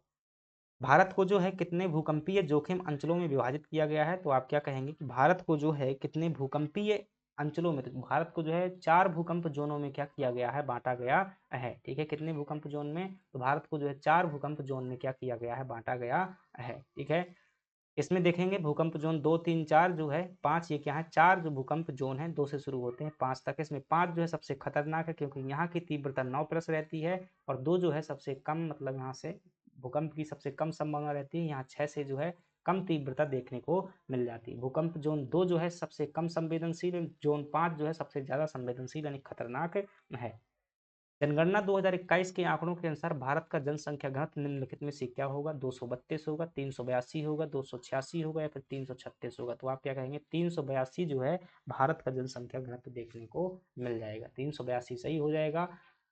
सर्वाधिक जो जनसंख्या घनत्व है कहाँ पर है? आप कहेंगे विवाह में, बिहार में है। दूसरा कहाँ पर हो जाएगा? पश्चिम बंगाल में है। और तीसरा हो जाएगा आपका केरल में हो जाएगा। सर्वाधिक जो है जनसंख्या घनत्व वाले राज्य कौन से हैं? बिहार, पश्चिम बंगाल और केरल हो जाएंगे। वहीं न्यूनतम सर्वाधिक जनसंख्या घनत्व वाले जो है अरुणाचल प्रदेश, मिजोरम और सिक्किम हो जाएंगे। अम्मी सिक्का दे, ठीक है, अम्मी सिक्का दे जो है आपकी ट्रिक थी। और मध्य प्रदेश में बात करेंगे तो मध्य प्रदेश का जनसंख्या घनत्व जो है आपको 236 देखने को मिलता है। वहीं सबसे ज्यादा जो है आपको कहाँ पर देखने को मिल जाएगा? भोपाल में देखने को मिल जाएगा, ठीक है। भोपाल, इंदौर जो है, जबलपुर में सबसे ज्यादा घनत्व देखने को मिल जाएगा। वहीं सबसे कम जनसंख्या घनत्व की बात करेंगे तो डिंडोरी, श्योपुर और पन्ना में जो है देखने को मिल जाएगा। तो डिंडोरी क्या हो जाएगा, सबसे कम हो जाएगा, इसके बाद श्योपुर और पन्ना हो जाएंगे। अगली बात कर लेते हैं, निम्नलिखित वन समूहों में मध्य प्रदेश में सर्वाधिक वन आच्छादन जो है किस प्रकार के वन पाए जाते हैं? तो ये भी अपन जो है कई बार पढ़ चुके हैं। इसमें कहेंगे आर्द्र नहीं पाए जाते हैं, उष्णकटिबंधीय, शुष्क, कांटेदार, ठीक है, कटिबंधीय है। तो इसमें क्या हो जाएंगे, शुष्क पतझड़ वन जो है आपको देखने को मिल जाएंगे। उष्णकटिबंधीय शुष्क पतझड़ वन जो है मध्य प्रदेश में सबसे ज्यादा देखने को मिलते हैं। मध्य प्रदेश में जो शुष्क पतझड़ वन है ये सर्वाधिक विस्तार पर पाए जाते हैं, लगभग 88% क्षेत्रफल पर यही वन मिलते हैं। इसके बाद जो है उष्णकटिबंधीय आर्द्र पर्णपाती वन मिलते हैं 8.97% क्षेत्रफल पर। रतिदेव की कीर्ति किस नदी का जो है प्राचीन नाम है? क्या नाम है भाई? रतिदेव की कीर्ति नर्मदा, क्षिप्रा, केन या फिर चंबल नदी का ये प्राचीन नाम है। रतिदेव की कीर्ति, चलिएगा, चंबल का प्राचीन नाम है। रतिदेव की कीर्ति जो है चंबल नदी का क्या है, प्राचीन नाम है, तो याद कर लीजिएगा। रतिदेव की कीर्ति किसका प्राचीन नाम है, यह जो है चंबल का प्राचीन नाम है। केन को जो है सुक्तिमती भी कहा जाता था, क्या कहते थे, सुक्तिमती भी कहते थे। और क्षिप्रा को जो है शंकर की, शिव की बहन भी कहा जाता है। और नर्मदा को जो है टॉलमी भी कहते हैं, टॉलमी ने नमोदास कहा हुआ था, इसे शंकरी भी कहते हैं, मैकल सुता भी कहा जाता है। चंबल नदी का उद्गम कहाँ से होता है, आप कहेंगे जानापाव पहाड़ी महू से होता है। इटावा उत्तर प्रदेश में यमुना नदी में मिल जाती है। अन्य नाम इसके चरमावती, धर्मावती, कामधेनु, रतिदेव की कीर्ति भी कहा जाता है। इसकी लंबाई आपको 965 किलोमीटर देखने को मिल जाती है। और गांधी सागर, राणा सागर, जवाहर सागर, इसमें 3 परियोजनाएं जो है स्थित है। मध्य प्रदेश की दूसरी सबसे लंबी नदी भी है। रामेश्वर जो है त्रिवेणी संगम का निर्माण करने वाली नदियों में कौन शामिल नहीं है, तो रामेश्वर त्रिवेणी संगम कहते हैं चंबल, बनास, कूनो, सीप। तो इसमें जो है कूनो नदी जो है आपकी शामिल नहीं है, तो कूनो क्या हो जाएगा, आपका सही जवाब हो जाएगा। रामेश्वर त्रिवेणी संगम का निर्माण कहाँ पर होता है, राजस्थान में होता है, जिसमें 3 नदियां जो बनास, सीप और चंबल शामिल हैं। कूनो नदी जो का उद्गम जो है शिवपुरी पठार से होता है। इस नदी के किनारे पालनपुर कूनो वन्यजीव अभ्यारण्य स्थित है। यह चंबल नदी की जो है एक सहायक नदी है कूनो। नर्मदा नदी अपवाह तंत्र के संदर्भ में निम्नलिखित कथनों पर जो है विचार कीजिएगा। नर्मदा नदी का कुल क्षेत्र जो है, ठीक है, चूंकि अभी एक प्रश्न आया हुआ था भाई एमपीपीएससी की, मतलब एक ट्रांसपोर्ट सब इंस्पेक्टर वाला एग्जाम था, उसमें पूछा था ताप्ती नदी का बेसिन जो है पूछ लिया गया था। तो ध्यान रखना, नर्मदा नदी का बेसिन जो बता रहा है 98,796 वर्ग किलोमीटर, क्या ये सही है। दूसरा कह रहा है ये मध्य प्रदेश का सबसे बड़ा अपवाह तंत्र है, ये बात तो गलत हो जाएगी, क्योंकि सबसे बड़ा अपवाह तंत्र जो है गंगा अपवाह तंत्र है। अब देखिएगा इनमें से क्या दोनों बातें सत्य हैं, एक सत्य है, तो देखिएगा दोनों तो सत्य नहीं हो सकती, और इसमें जो है दो भी सत्य नहीं हो सकता, तो या तो ए होगा या फिर क्या होगा, इनमें से कोई नहीं होगा। तो क्या है, ए ऑप्शन जो है इसमें क्या हो जाएगा, सही हो जाएगा। तो इसका अपवाह तंत्र जो है, नर्मदा नदी का कुल अपवाह क्षेत्र जो है 98,796 वर्ग किलोमीटर है, यानी कि ये बात सही है। यह मध्य प्रदेश का दूसरा सबसे बड़ा जो है अपवाह तंत्र है, जबकि मध्य प्रदेश का सबसे बड़ा अपवाह तंत्र जो है गंगा यमुना अपवाह तंत्र है। अगली बात कर लेते हैं, मध्य प्रदेश में औसत तापमान को प्रभावित करने वाला सबसे प्रमुख कारक कौन सा है, कि मध्य प्रदेश में जो तापमान ज्यादा होता है उसका कारक कारण क्या है, तो मध्य प्रदेश का जो कर्क रेखा मध्य प्रदेश के मध्य से गुजरती है, इसलिए यहाँ पर तापमान जो है ज्यादा होता है। तो कर्क रेखा वाला कारण सही हो जाएगा। मध्य प्रदेश में कर्क रेखा कितने जिलों से जाती है, 14 जिलों से जाती है, 5 संभाग से जो है होकर के जाती है। मध्य प्रदेश की जलवायु को प्रभावित करने में कर्क रेखा की जो सबसे बड़ी भूमिका है। अन्य कारक में देखेंगे तो राज्य की बंगाल की खाड़ी से निकटता, उत्तर में हिमालय की उपस्थिति, राज्य की धरातलीय उच्चावच, ये सभी कारण है समुद्र से दूरी, लेकिन मुख्य कारण क्या है, कर्क रेखा है। अगली बात कर लेते हैं, मध्य प्रदेश के कोयला क्षेत्र के संदर्भ में निम्नलिखित कथनों पर क्या कीजिएगा, विचार कीजिएगा। उमरिया जो है सबसे बड़ा कोयला क्षेत्र है, गलत हो जाएगा, क्योंकि जो है सुहागपुर कोयला क्षेत्र सबसे बड़ा है। सुहागपुर में जो है उत्तम प्रकार का कोयला मिलता है, ये भी गलत हो जाएगा, क्योंकि हमें सिंगरौली में जो है सबसे उत्तम प्रकार का कोयला देखने को मिलता है। जोहिला घाटी क्षेत्र सबसे छोटा कोयला क्षेत्र है। चलिएगा, इसमें से या तो 3 सही होगा या फिर इनमें से कोई नहीं, तो केवल 3 जो है ऑप्शन में ही नहीं है। क्या पूछ रहा है, विचार कीजिएगा, सत्य कथन बताइएगा, तो इनमें से क्या हो जाएगा, डी ऑप्शन हो जाएगा, इनमें से कोई भी नहीं होने वाला है। उपरोक्त में से कोई नहीं, क्योंकि कोरार घाटी या उमरिया कोयला क्षेत्र जो सबसे छोटा कोयला क्षेत्र है। उमरिया जो कोयला क्षेत्र है सबसे छोटा है, यहाँ पर कह रहा है जोहिला घाटी, तो ये क्या हो जाएगा, यहाँ पर उमरिया हो जाएगा। फिर बात करें सुहागपुर कोयला क्षेत्र मध्य प्रदेश का सबसे बड़ा कोयला क्षेत्र है, तो ये भी गलत हो जाएगा, जबकि सिंगरौली क्षेत्र में जो सबसे उत्तम प्रकार का कोयला मिलता है, ये हो जाएगा। चलिएगा अगली बात कर लेते हैं, मध्य प्रदेश में न्यूनतम सिंचाई जो है किस स्रोत से होती है, तो दिए गए ऑप्शन के अनुसार अगर देखेंगे तो तालाब से जो है सबसे कम सिंचाई होती है इसमें, ठीक है। तालाब से जो है लगभग 2% के समथिंग जो क्या होती है, सिंचाई होती है। 17% के समथिंग जो है नहरों से सिंचाई होती है, और 67% के समथिंग जो है नलकूपों से सिंचाई होती है। कुल सिंचित भूमि का 67% हिस्सा भाग जो किससे, कुआं और नलकूपों से होता है, जो मध्य प्रदेश की सिंचाई का क्या है, प्रमुख साधन है। सिंचाई का दूसरा प्रमुख साधन नहरें हैं, जहां पर 70.3% भूभाग सिंचित होता है। तालाब से जो है 2.7% भाग सिंचित होता है। गुलाब सागर नहर से निम्नलिखित में से किस जिले में सिंचाई की जाती है, तो गुलाब सागर नहर से जो है सीधी जिला में क्या की जाती है, सिंचाई की जाती है। गुलाब सागर नहर जो है सीधी जिला से सिंचित होता है।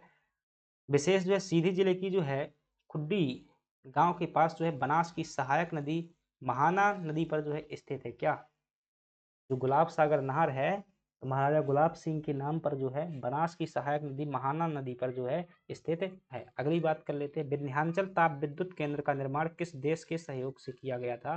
तो ध्यान रखिएगा, यह जो है सोवियत संघ रूस के सहयोग से जो है किया गया था। विंध्याचल ताप विद्युत केंद्र का निर्माण रूस के सहयोग से किया गया था। ये कहाँ पर स्थित है? सिंगरौली में स्थित है, सिंगरौली के बैढ़न में। यह जो है मध्य प्रदेश का सबसे बड़ा क्या है, ताप विद्युत केंद्र है। इसकी क्षमता जो है 4760 मेगावाट क्या देखने को मिलती है, ये क्षमता देखने को मिलती है। मामट मामटखेड़ा पवन ऊर्जा क्षेत्र जो है ये किस जिले में देखने को मिल जाता है? मामटखेड़ा पवन ऊर्जा क्षेत्र जो है आपको कहाँ देखने को मिल जाएगा? रतलाम में जो है देखने को मिल जाएगा। और ये मध्य प्रदेश का सबसे बड़ा पवन ऊर्जा क्षेत्र है। मामटखेड़ा पवन ऊर्जा क्षेत्र कहाँ पर है? आप कहेंगे रतलाम जिला में देखने को मिल जाएगा। सर्वाधिक पवन चक्कियाँ कहाँ पर हैं? तो आप कहेंगे देवास जिले में सबसे ज़्यादा पवन चक्कियाँ हैं। मध्य प्रदेश में सर्वप्रथम जो है 1995 में देवास जिले के जो है जामगुदरानी में पवन चक्कियां स्थापित की गई थी। और मम्मटखेड़ा कहाँ पर स्थित है? रतलाम में स्थित है। और पवन ऊर्जा में मध्य प्रदेश का कौन सा स्थान है? ठीक है, तो 7वां 8वां। ठीक है, ध्यान रख लीजिएगा। 8वां पहले भाई देखने को मिलता था, अब जो है 7वां देखने को मिलता है। अगली बात कर लेते हैं नीट। अब जो है इंडियन ज्योग्राफी के क्वेश्चन हो जाते हैं। अगली यूनिट जो होगी हमारी, जो 40 से लगाकर 50 तक के प्रश्न होंगे वो किससे संबंधित होंगे? इंडियन जो है पॉलिटी से संबंधित हम क्या करेंगे, प्रश्न जो है इसमें करने वाले हैं। चलिएगा, नीति निर्देशक तत्वों का राज्य प्राधिकारियों के लिए शैक्षिक महत्व है, यह कथन किसने दिया हुआ था? मतलब कि राज्य के शासन के लिए डीपीएसपी का शैक्षिक महत्व, यह कथन किसने दिया हुआ था?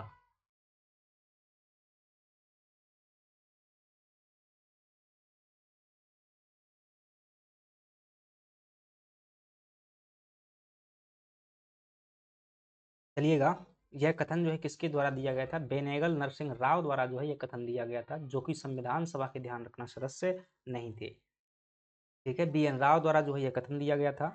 अगली बात कर लेते हैं, अधिकार बिना कर्तव्य जो है उसी प्रकार हैं जैसे मनुष्य बिना परछाई के, यह कथन किसने दिया हुआ था? तो यह कथन जो है दिया था किसने? अर्नेस्ट बार्कर द्वारा जो है यह कथन दिया गया था कि जो मौल एक, ठीक है, जो अधिकार दिए जाते हैं वह बिना कर्तव्य के जो है परछाई के समान है। ये बात किसने कही हुई थी? तो ठीक है, अर्नेस्ट बार्कर साहब द्वारा क्या कही गई थी? ये बात कही गई थी मौलिक, ठीक है, कर्तव्य के बारे में, यानी कि मौलिक अधिकार के बारे में। जब मौलिक अधिकार दिए जा रहे हैं तो कर्तव्य भी होना चाहिए। तो अधिकार बिना कर्तव्य जो उसी प्रकार के हैं, तो ये अर्नेस्ट बार्कर द्वारा कथन कहा गया था। अगली बात करते हैं, राष्ट्रपति की क्षमादान की शक्ति में परिहार का जो है क्या अर्थ होता है? देखिएगा, उसकी कई प्रकार की शक्तियां होती हैं और ये कहाँ पर देखने को मिल जाएंगी? राष्ट्रपति की शक्तियां जो है अनुच्छेद 72 में जो है देखने को मिल जाएंगी। और इस क्षमादान की शक्तियों में वो क्या कर सकता है? तो ध्यान रखिएगा, वह जो है दंड के प्रारूप को बदल सकता है, जैसे दंड और बंदीकरण दोनों को क्या देना, हटा देना। ठीक है, दंड और बंदीकरण हटा देना परिहार का मतलब नहीं होता है। परिहार का मतलब क्या होता है? दंड की प्रकृति में परिवर्तन किए बिना उसकी अवधि को कम कर देना। जैसे 20 साल की जो है इन्हें सजा दी गई है जीवन कारावास, तो उन्हें जो है 10 साल में परिवर्तित कर देना, ये क्या होता है? यानी सीधा सा है, उसकी लंबाई में कम कर देना अवधि में, ये क्या कहलाता है? परिहार कहलाता है। अगली बात कर लेते हैं, राष्ट्रपति की क्षमादान की शक्ति कहाँ पर है? अनुच्छेद 72 में है। परिहार का अर्थ है कि दंड की प्रकृति किए बिना जो है अवधि को क्या करना, कम करना। उदाहरण के लिए 2 वर्ष के कठोर कारावास को जो है 1 वर्ष के कठोर कारावास में बदल दिया जाना। लोकसभा के कार्यकाल के संदर्भ में सत्य कथन का क्या कीजिएगा, चयन कीजिएगा। इसका कार्यकाल जो है किसी भी परिस्थिति में नहीं बढ़ाया जा सकता। भाई गलत बात है, बढ़ाया जा सकता है अगर, ठीक है, चुनाव नहीं होते हैं तो बढ़ सकता है। एक बार में जो है 6 माह तक के लिए बढ़ाया जा सकता है, ये बात सही है। आपातकाल के दौरान एक बार में 2 वर्ष तक के लिए, 2 वर्ष नहीं बढ़ सकता, 6 माह के लिए। आपातकाल के दौरान एक बार में जो है 1 वर्ष तक के लिए बात जाती है, तो क्या हो जाएगी आपकी इसमें जो है, ठीक है, आपातकाल के समय पर जो है दौरान 1 वर्ष तक के लिए जो है बढ़ाया जा सकता है, ये बात ठीक है। और चुनाव जैसे मतलब क्या होता है, कई बार देश में चुनाव करवाने की जो है परिस्थितियां नहीं होती हैं, जैसे कि निर्वाचन आयोग ऐसी जो है रिपोर्ट दे देता है राष्ट्रपति को कि अभी चुनाव जो है नहीं करवाए जा सकते हैं अगले लोकसभा के, तो वैसी स्थिति में जो 6 माह के लिए बढ़ाया जा सकता है। अनुच्छेद 83(2) के अनुसार लोकसभा का कार्यकाल आपातकाल की उद्घोषणा के प्रवर्तन रहने के दौरान जो है संसदीय विधि द्वारा एक बार में जो है 1 वर्ष तक क्या किया जा सकता है, बढ़ाया जा सकता है। किंतु आपात उद्घोषणा के प्रवर्तन में न रह जाने की स्थिति में उसका विस्तार किसी भी दशा में 6 माह की अवधि से जो है अधिक नहीं किया जा सकता। यानी कि जब इमरजेंसी लगी हो तो वैसी स्थिति में जो है कितना बढ़ा सकते हैं? 1 साल तक। यदि आपातकाल जो है लागू नहीं होता है उद्घोषणा के प्रवर्तन में न रहने पर, ठीक है, जैसे मान लीजिएगा कि उद्घोषणा जो है पहले हो चुकी है और फिर जो है आपातकाल खत्म हो गया है, तो खत्म होने के 6 महीने के अंदर क्या किए जाएंगे? दूसरे चुनाव जो है वो हो जाएंगे। अगली बात कर लेते हैं, अविश्वास प्रस्ताव के बारे में क्या करना है? विचार करना है। भारतीय संविधान के अनुच्छेद 118 में इसका उल्लेख किया गया है। इसे जो है राज्यसभा एवं लोकसभा में पेश किया जा सकता है। अविश्वास प्रस्ताव केवल लोकसभा में पेश किया जाता है। उपरोक्त में से कौन सा कथन जो है सही है? केवल एक, केवल दो, दोनों, या फिर इनमें से कोई नहीं? तो आप कहेंगे ना तो एक सही है ना ही क्या है, दो सही है। क्यों? क्योंकि इसका उल्लेख 118 में नहीं किया गया है और ना ही इसे दोनों सदनों से जो है अनुमति लेने की आवश्यकता होती है। केवल और केवल जो है अविश्वास प्रस्ताव सरकार के खिलाफ लोकसभा में लाया जाता है, दोनों सदनों में नहीं लाया जाता। संविधान में जो है अविश्वास प्रस्ताव का कहीं भी उल्लेख नहीं है, ठीक है, उल्लेख ही नहीं है, तो यह जो है कैसे किसी आर्टिकल में आ सकता है? तो किसी भी जो है आर्टिकल में अविश्वास प्रस्ताव का उल्लेख नहीं है। अविश्वास प्रस्ताव जो है कहाँ लाया जाता है? केवल लोकसभा में लाया जाता है। अगली बात करते हैं, अनुच्छेद 243 में जो है क्या उल्लेखित है? मैं सलाह दूंगा कि ऐसी स्थिति में आप इंग्लिश वाला वर्जन जो है जरूर देखिएगा, क्योंकि इंग्लिश से आर्टिकल याद होते हैं। पंचायतों की अवधि, पंचायतों की सदस्यता, पंचायतों की निर्भरताएं, तो इसमें जो है पंचायतों के लिए जो है अयोग्यताओं की बात की गई है। आर्टिकल 243 में बात की गई है, 4 में, कि कौन कौन सी जो है अयोग्यताएं, ठीक है, योग्यता नहीं, अयोग्यताओं की जो है बात की गई है। झा में जो है सदस्यों के लिए निर्भरताएं बताई गई हैं, ठीक है, सदस्यों के लिए जो है निर्भरताएं और निर्भरताएं, चलिएगा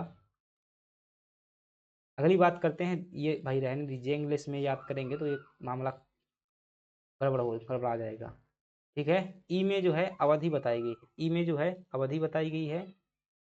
चलिएगा रहने दो भाई, मुझे भी कंफ्यूजन हो रहा है इसमें अंगा गंगा में। चिंता ना करिएगा, पेपर में जो है आपको ABCD लिख करके आएगी। अगर हिंदी में ऐसा आता है तो इंग्लिश वाला देखिएगा।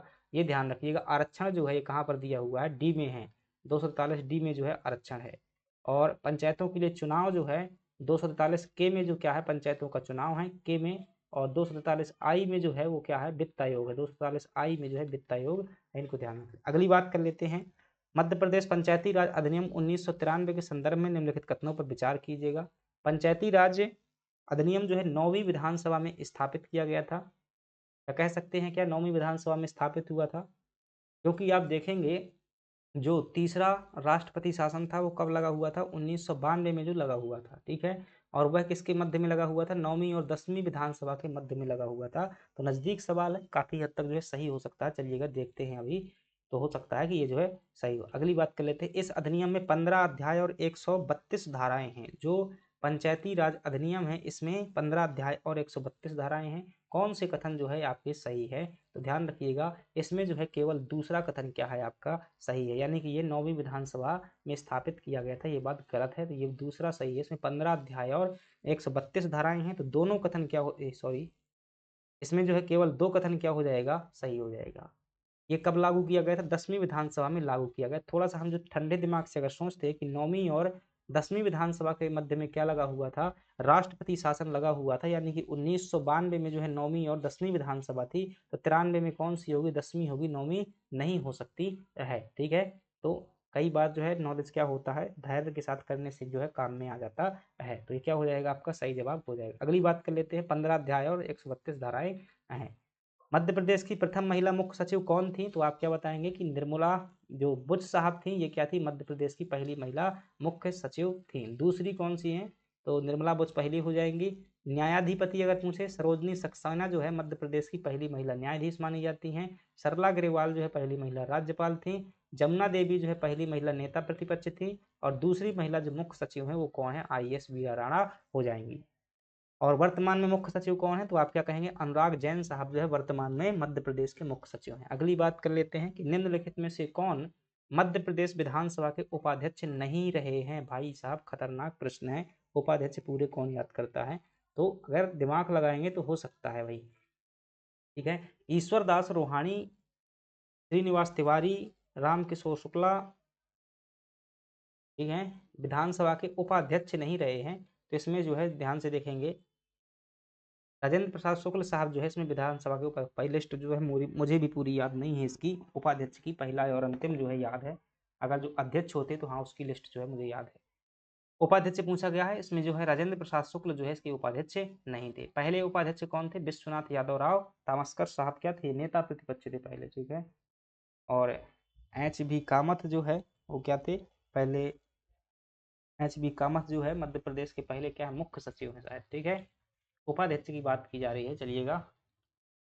राजेंद्र प्रसाद शुक्ल जो है मध्य प्रदेश विधानसभा के क्या रहे हैं? ये अध्यक्ष रहे हैं, ठीक है।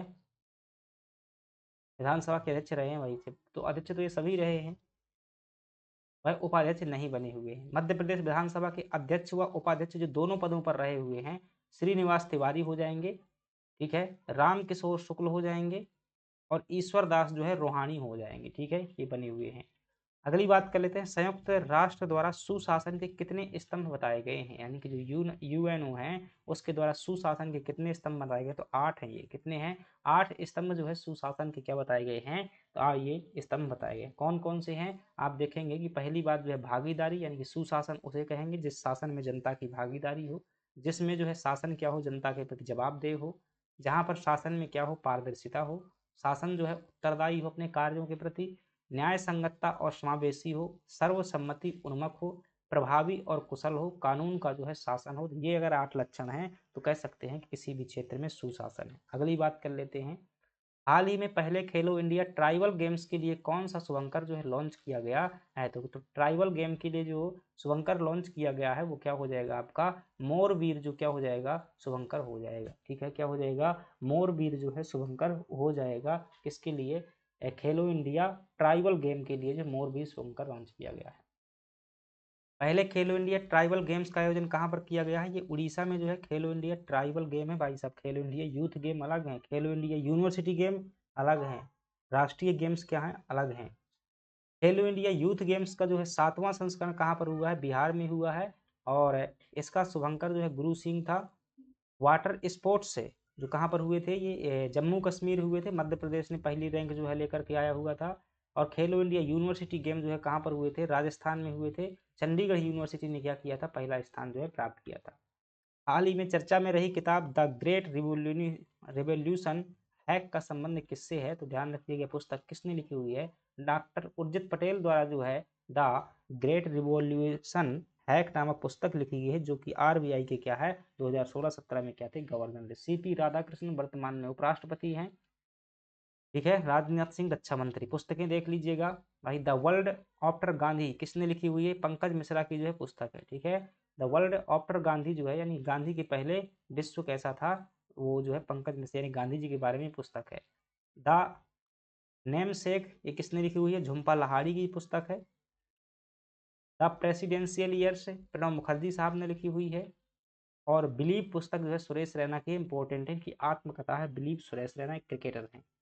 और ओवरड्राफ्ट जो है किसने लिखी हुई है? ये भी जो है उर्जित पटेल की ही क्या है? पुस्तक है, ठीक है। और द ग्रेट रिवोल्यूशन हैक जो है ये भी किसकी है? उर्जित पटेल की। अगली बात कर लेते हैं, हाल ही में विश्व ध्यान दिवस कब मनाया गया है? यानी कि योग दिवस। ध्यान दिवस अलग है भाई साहब, योग दिवस अलग है, ठीक है। ध्यान दिवस 21 दिसंबर को जो है क्या किया गया है? सेलिब्रेट किया गया है। 22 मार्च को जो है विश्व जल दिवस मनाया जाता है। 21 अप्रैल को सिविल सेवा दिवस। 22 अप्रैल को विश्व पृथ्वी दिवस। 23 अप्रैल को जो है पुस्तक और कॉपीराइट दिवस। 11 मई को तकनीकी दिवस। 12 मई को नर्स दिवस। और 22 मई को जो है जैव विविधता दिवस के रूप में मनाया जाता है।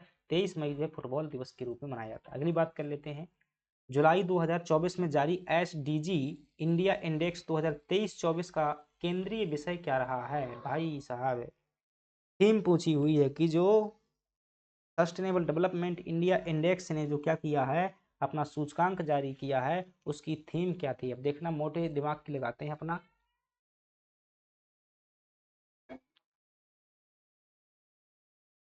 समावेशी विकास के लिए चलिएगा, विकसित भारत की ओर सतत विकास, समावेशी विकास, ठीक है। तो ये विकसित भारत की ओर सतत विकास और समावेशी विकास क्या रही है? ये थीम रही है। कुल कितना स्कोर रहा है, ठीक है।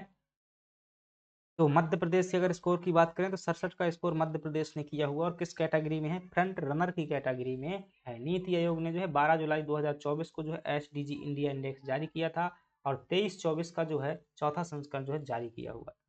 इस इंडेक्स को नीति आयोग के उपाध्यक्ष सुमन बेरी द्वारा जो है लॉन्च किया गया था। तो नीति आयोग के उपाध्यक्ष कौन है? आप कहेंगे सुमन बेरी साहब जो है उपाध्यक्ष है। एसडीजी इंडिया इंडेक्स 2023-24 का जो केंद्रीय विषय है वो क्या है? विकसित भारत और विकसित भारत की ओर सतत प्रगति और समावेशी विकास।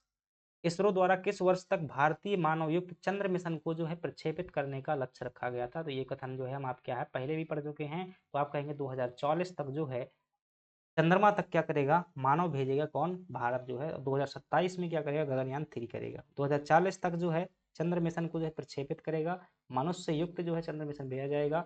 इसरो द्वारा भारतीय अंतरिक्ष स्टेशन बनाने का जो है प्रथम मॉड्यूल प्रक्षेपण का लक्ष्य जो है 2028 तक रखा हुआ है और 2035 तक जो है इसे क्या किया जाएगा? कंप्लीट किया जाएगा। 2028 में पहला सेट भेजा जाएगा। साथ ही 2035 तक जो है एक परिचालित भारतीय अंतरिक्ष स्टेशन का निर्माण लक्ष्य रखा हुआ है। अगली बात कर लेते हैं।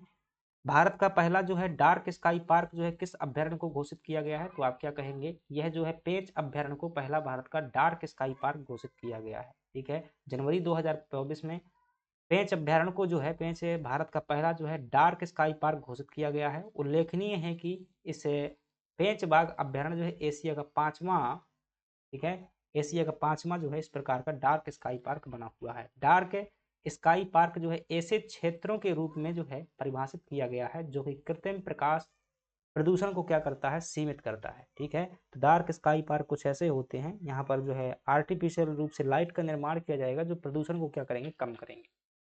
भोपाल में राज्य स्तरीय सड़क सुरक्षा सेमिनार के दौरान कौन सा ऐप लॉन्च किया गया था? तो आप क्या बताएंगे? यह जो है संजय ऐप क्या किया गया था? लॉन्च किया गया था।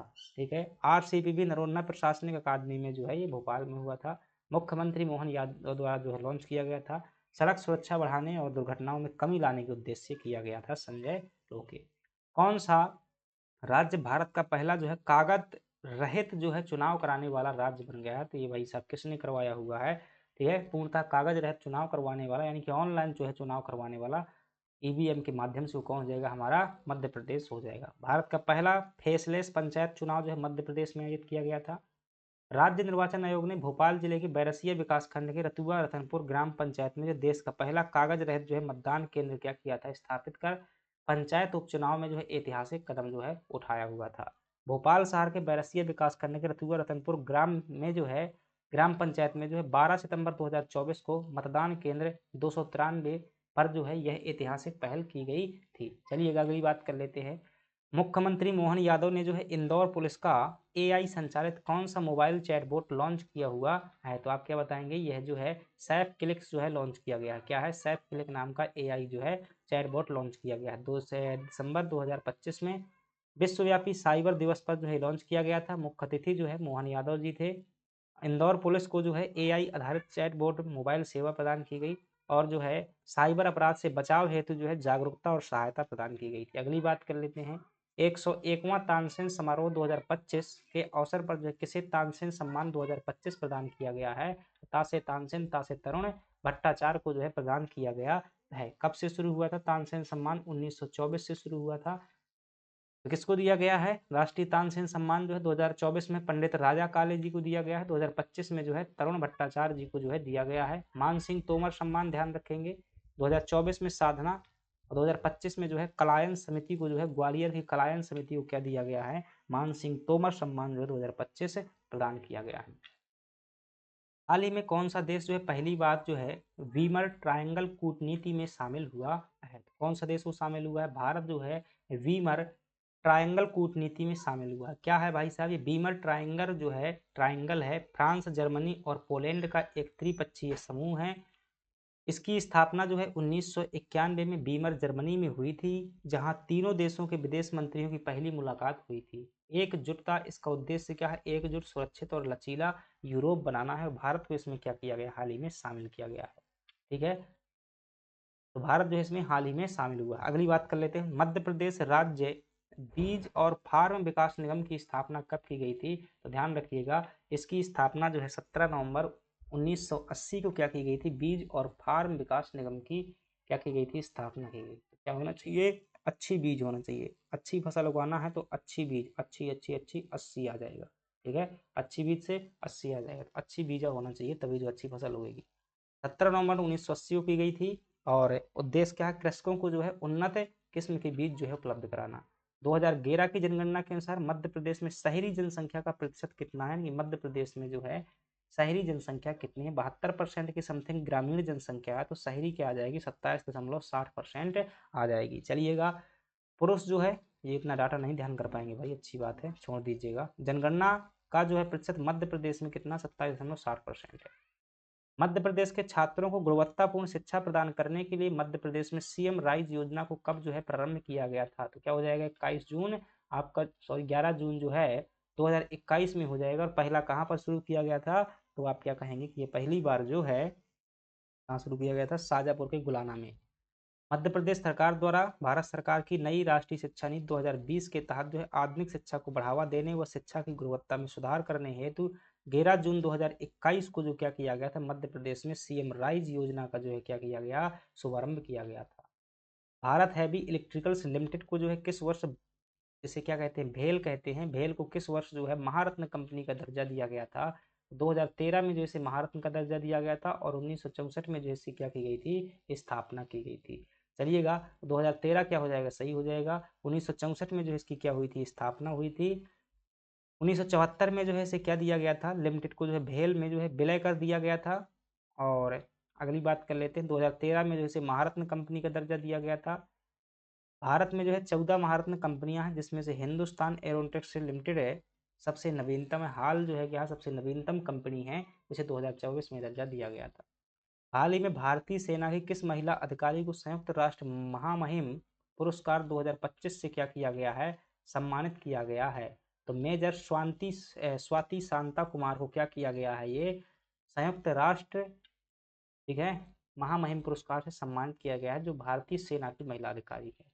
सेना की जो है अधिकारी मेजर स्वाति शांता कुमार को लैंगिक समावेशी शांति स्थापना के क्षेत्र में उत्कृष्ट योगदान के लिए भारत को अंतर्राष्ट्रीय स्तर पर जो है गौरव दिलाया है। उन्हें जो है संयुक्त राष्ट्र महासचिव पुरस्कार 2025 से सम्मानित किया गया। वह वर्तमान में संयुक्त राष्ट्र दक्षिण सूडान मिशन के साथ सेवाएं दे रही हैं। शांता सिंह, ध्यान रखिएगा। मध्य प्रदेश के किस जिले में वसुधा पत्रिका का प्रकाशन होता था, किस जिले से, तो वसुधा पत्रिका जो है कहाँ से होता था, किसकी ये पत्रिका थी, तो पहली बात ये ध्यान रखना, वसुधा नाम की पत्रिका जो किसकी थी, हरिशंकर परसाई जी की पत्रिका थी।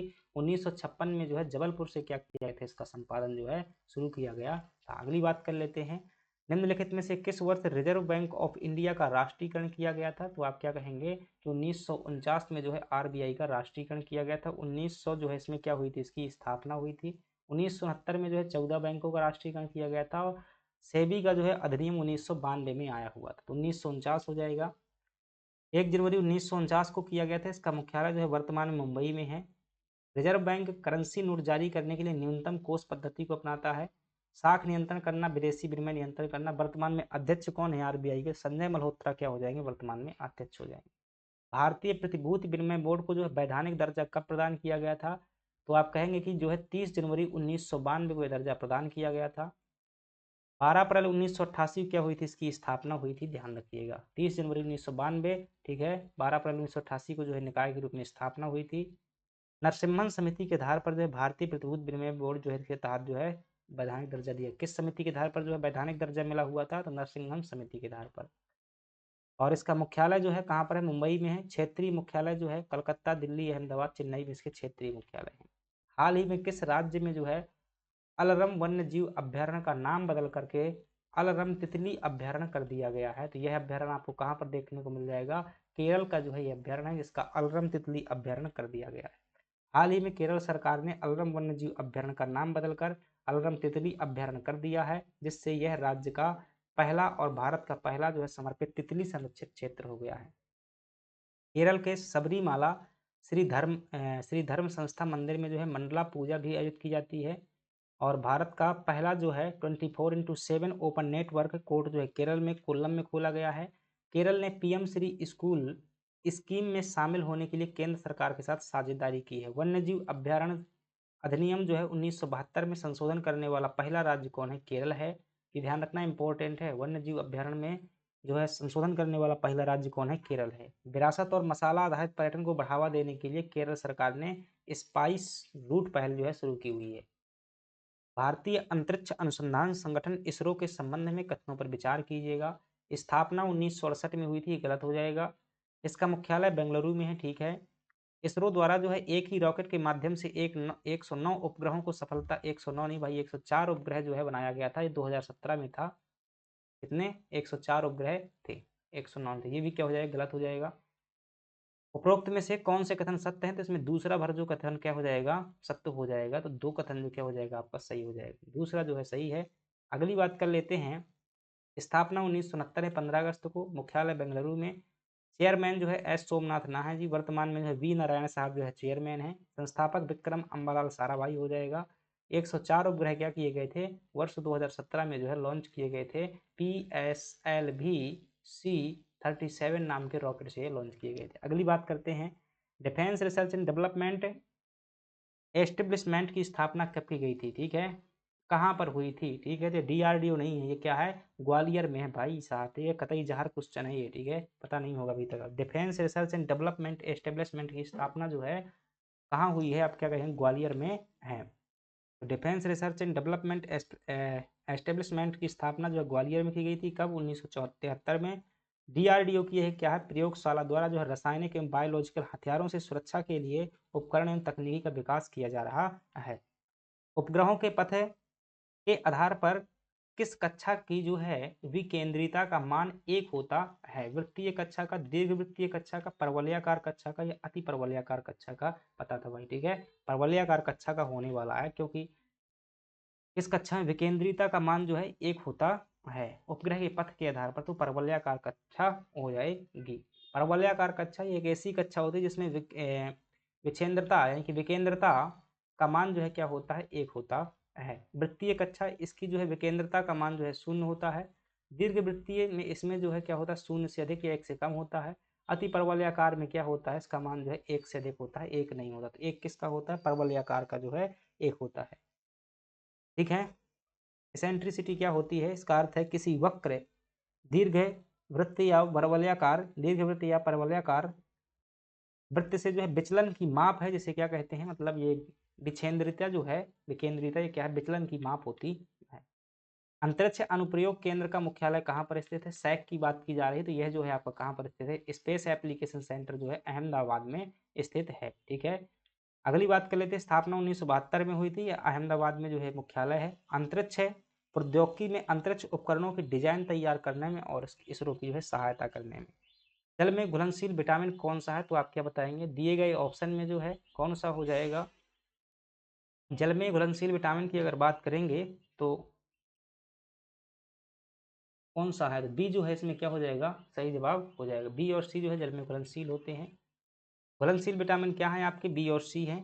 इनको जो है प्रतिदिन भोजन में जो है ग्रहण करना होता है, क्योंकि मूत्र के साथ में ज़्यादा मात्रा में क्या होते हैं? उत्सर्जित होते हैं, यानी ये शरीर से जो है चले जाते हैं। तो डेली जो है विटामिन बी सी खाइएगा, वरना ये कमी हो जाएगी। वसा में घुलनशील विटामिन कौन से होते हैं? और एक जो है ADE के जो है घुलनशील होते हैं। बबल बेबी रोग को इस नाम से जाना जाता है क्योंकि यह पानी में बुलबुले के कारण होता है। रोगग्रस्त शिशु लार के बुलबुले बनाता है।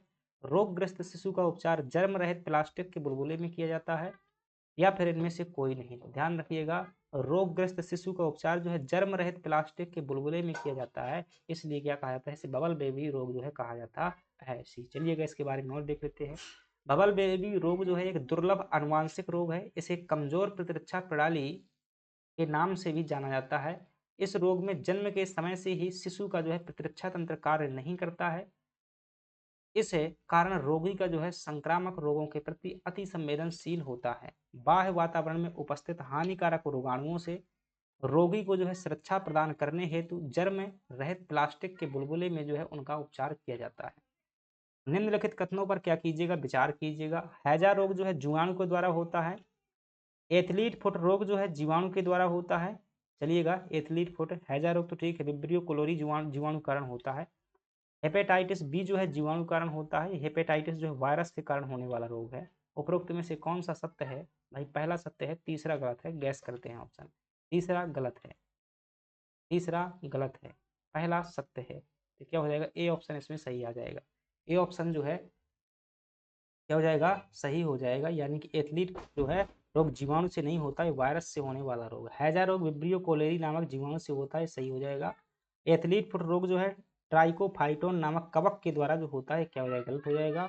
हेपेटाइटिस बी जो है एक वायरस से होने वाला क्या है, एक प्रकार का रोग है। अगली बात कर लेते हैं, नीति आयोग द्वारा एसडीजी सूचकांक को कितनी श्रेणियों में क्या किया गया है, वर्गीकृत किया गया है। तो आप कहेंगे 4 श्रेणियों में जो है वर्गीकृत किया गया है। कौन कौन सी, एस्पिरेंट हो जाएगा, परफॉर्मर हो जाएगा, फ्रंट रनर हो जाएगा, और क्या हो जाएगा, अचीवर्स जो है हो जाएगा। 4 नंबर का जो है देखिएगा, भारतीय संदर्भ में एसडीजी सूचकांक जो है नीति आयोग द्वारा क्या किया जाता है, जारी किया जाता है। प्रथम सूचकांक 2018 में। इसके अंतर्गत राज्यों और केंद्र शासित प्रदेशों को जो है 4 श्रेणियों में क्या किया गया है, वर्गीकृत किया गया है। अचीवर जो है उच्चतम स्कोर, फ्रंट रनर जो है आपको हो जाएगा 65 से 99, परफॉर्मर जो है 50 से क्या हो जाएगा, 64 हो जाएगा, एस्पिरेंट जो है 50 से क्या हो जाएगा, कम हो जाएगा। कार्टाजेना प्रोटोकॉल जो है किससे संबंधित है, तो आप क्या कहेंगे, प्राकृतिक आपदा से, जैव विविधता से, या फिर आपदा प्रबंधन से, या फिर साइबर हमला से संबंधित हो जाएगा। कार्टाजेना प्रोटोकॉल जो है किससे संबंधित है, ये जैव विविधता से जो है संबंधित है। कब हुआ था कार्टाजेना प्रोटोकॉल जो है, ये वर्ष 2000 में हुआ था, और इसे 2003 से क्या किया गया था, लागू किया गया था। ठीक है, यह प्रोटोकॉल जो है जैव तकनीकी के 2 पहलुओं को मान्यता देता है, यानी कि तकनीकी की पहुंच एवं हस्तांतरण, दूसरा जो है तकनीकी प्रयोग में जैव तकनीकी सुरक्षा को अधिक बढ़ाने के लिए प्रभावी प्रणाली का उपयोग करना। बीटी कॉटन वगैरह, बीटी कॉटन कहता हूँ मतलब जो प्रजातियां विलुप्त हो रही हैं उसमें बायोटेक्नोलॉजी को खूब इसी के कारण उपयोग हो रहा है। नागोया प्रोटोकॉल पूछे, ये भी किससे संबंधित है, जैव विविधता से ही संबंधित है। नागोया, नागोया प्रोटोकॉल भी किससे संबंधित है, जैव विविधता से ही संबंधित है। अगली बात कर लेते हैं, सार्कोलॉजी का संबंध निम्नलिखित में से किसके अध्ययन से है, तो आप क्या कहेंगे, सार्कोलॉजी जो होता है पक्षियों के अध्ययन से संबंधित है। ठीक है, सार्कोलॉजी किससे संबंधित है, पेशियों के अध्ययन से संबंधित है। भाई पक्षियों का अध्ययन तो वो होता है ना, आर्निथोलॉजी। ठीक है, पक्षियों का अध्ययन क्या होता है, आर्निथोलॉजी होता है। यहाँ पर बी ऑप्शन देखिएगा, पेशियों के अध्ययन से क्या संबंधित हो जाएगा, सार्कोलॉजी जो है वो हो जाएगा आर्निथोलॉजी। ठीक है, आर्निथोलॉजी जो होता है पक्षियों के अध्ययन से संबंधित है। ऑस्टियोलॉजी जो है हड्डी और कंकाल तंत्र का अध्ययन है। अगली प्रश्न की बात करते हैं, एनालॉग सिग्नल को डिजिटल सिग्नल में रूपांतरित करने की प्रक्रिया का क्या नाम है। तो देखिएगा हम जो है अभी अपने पास में कंप्यूटर के प्रश्न बचे हुए हैं, इसके बाद में जो है हम ट्राइबल के प्रश्न क्या है देखने वाले हैं।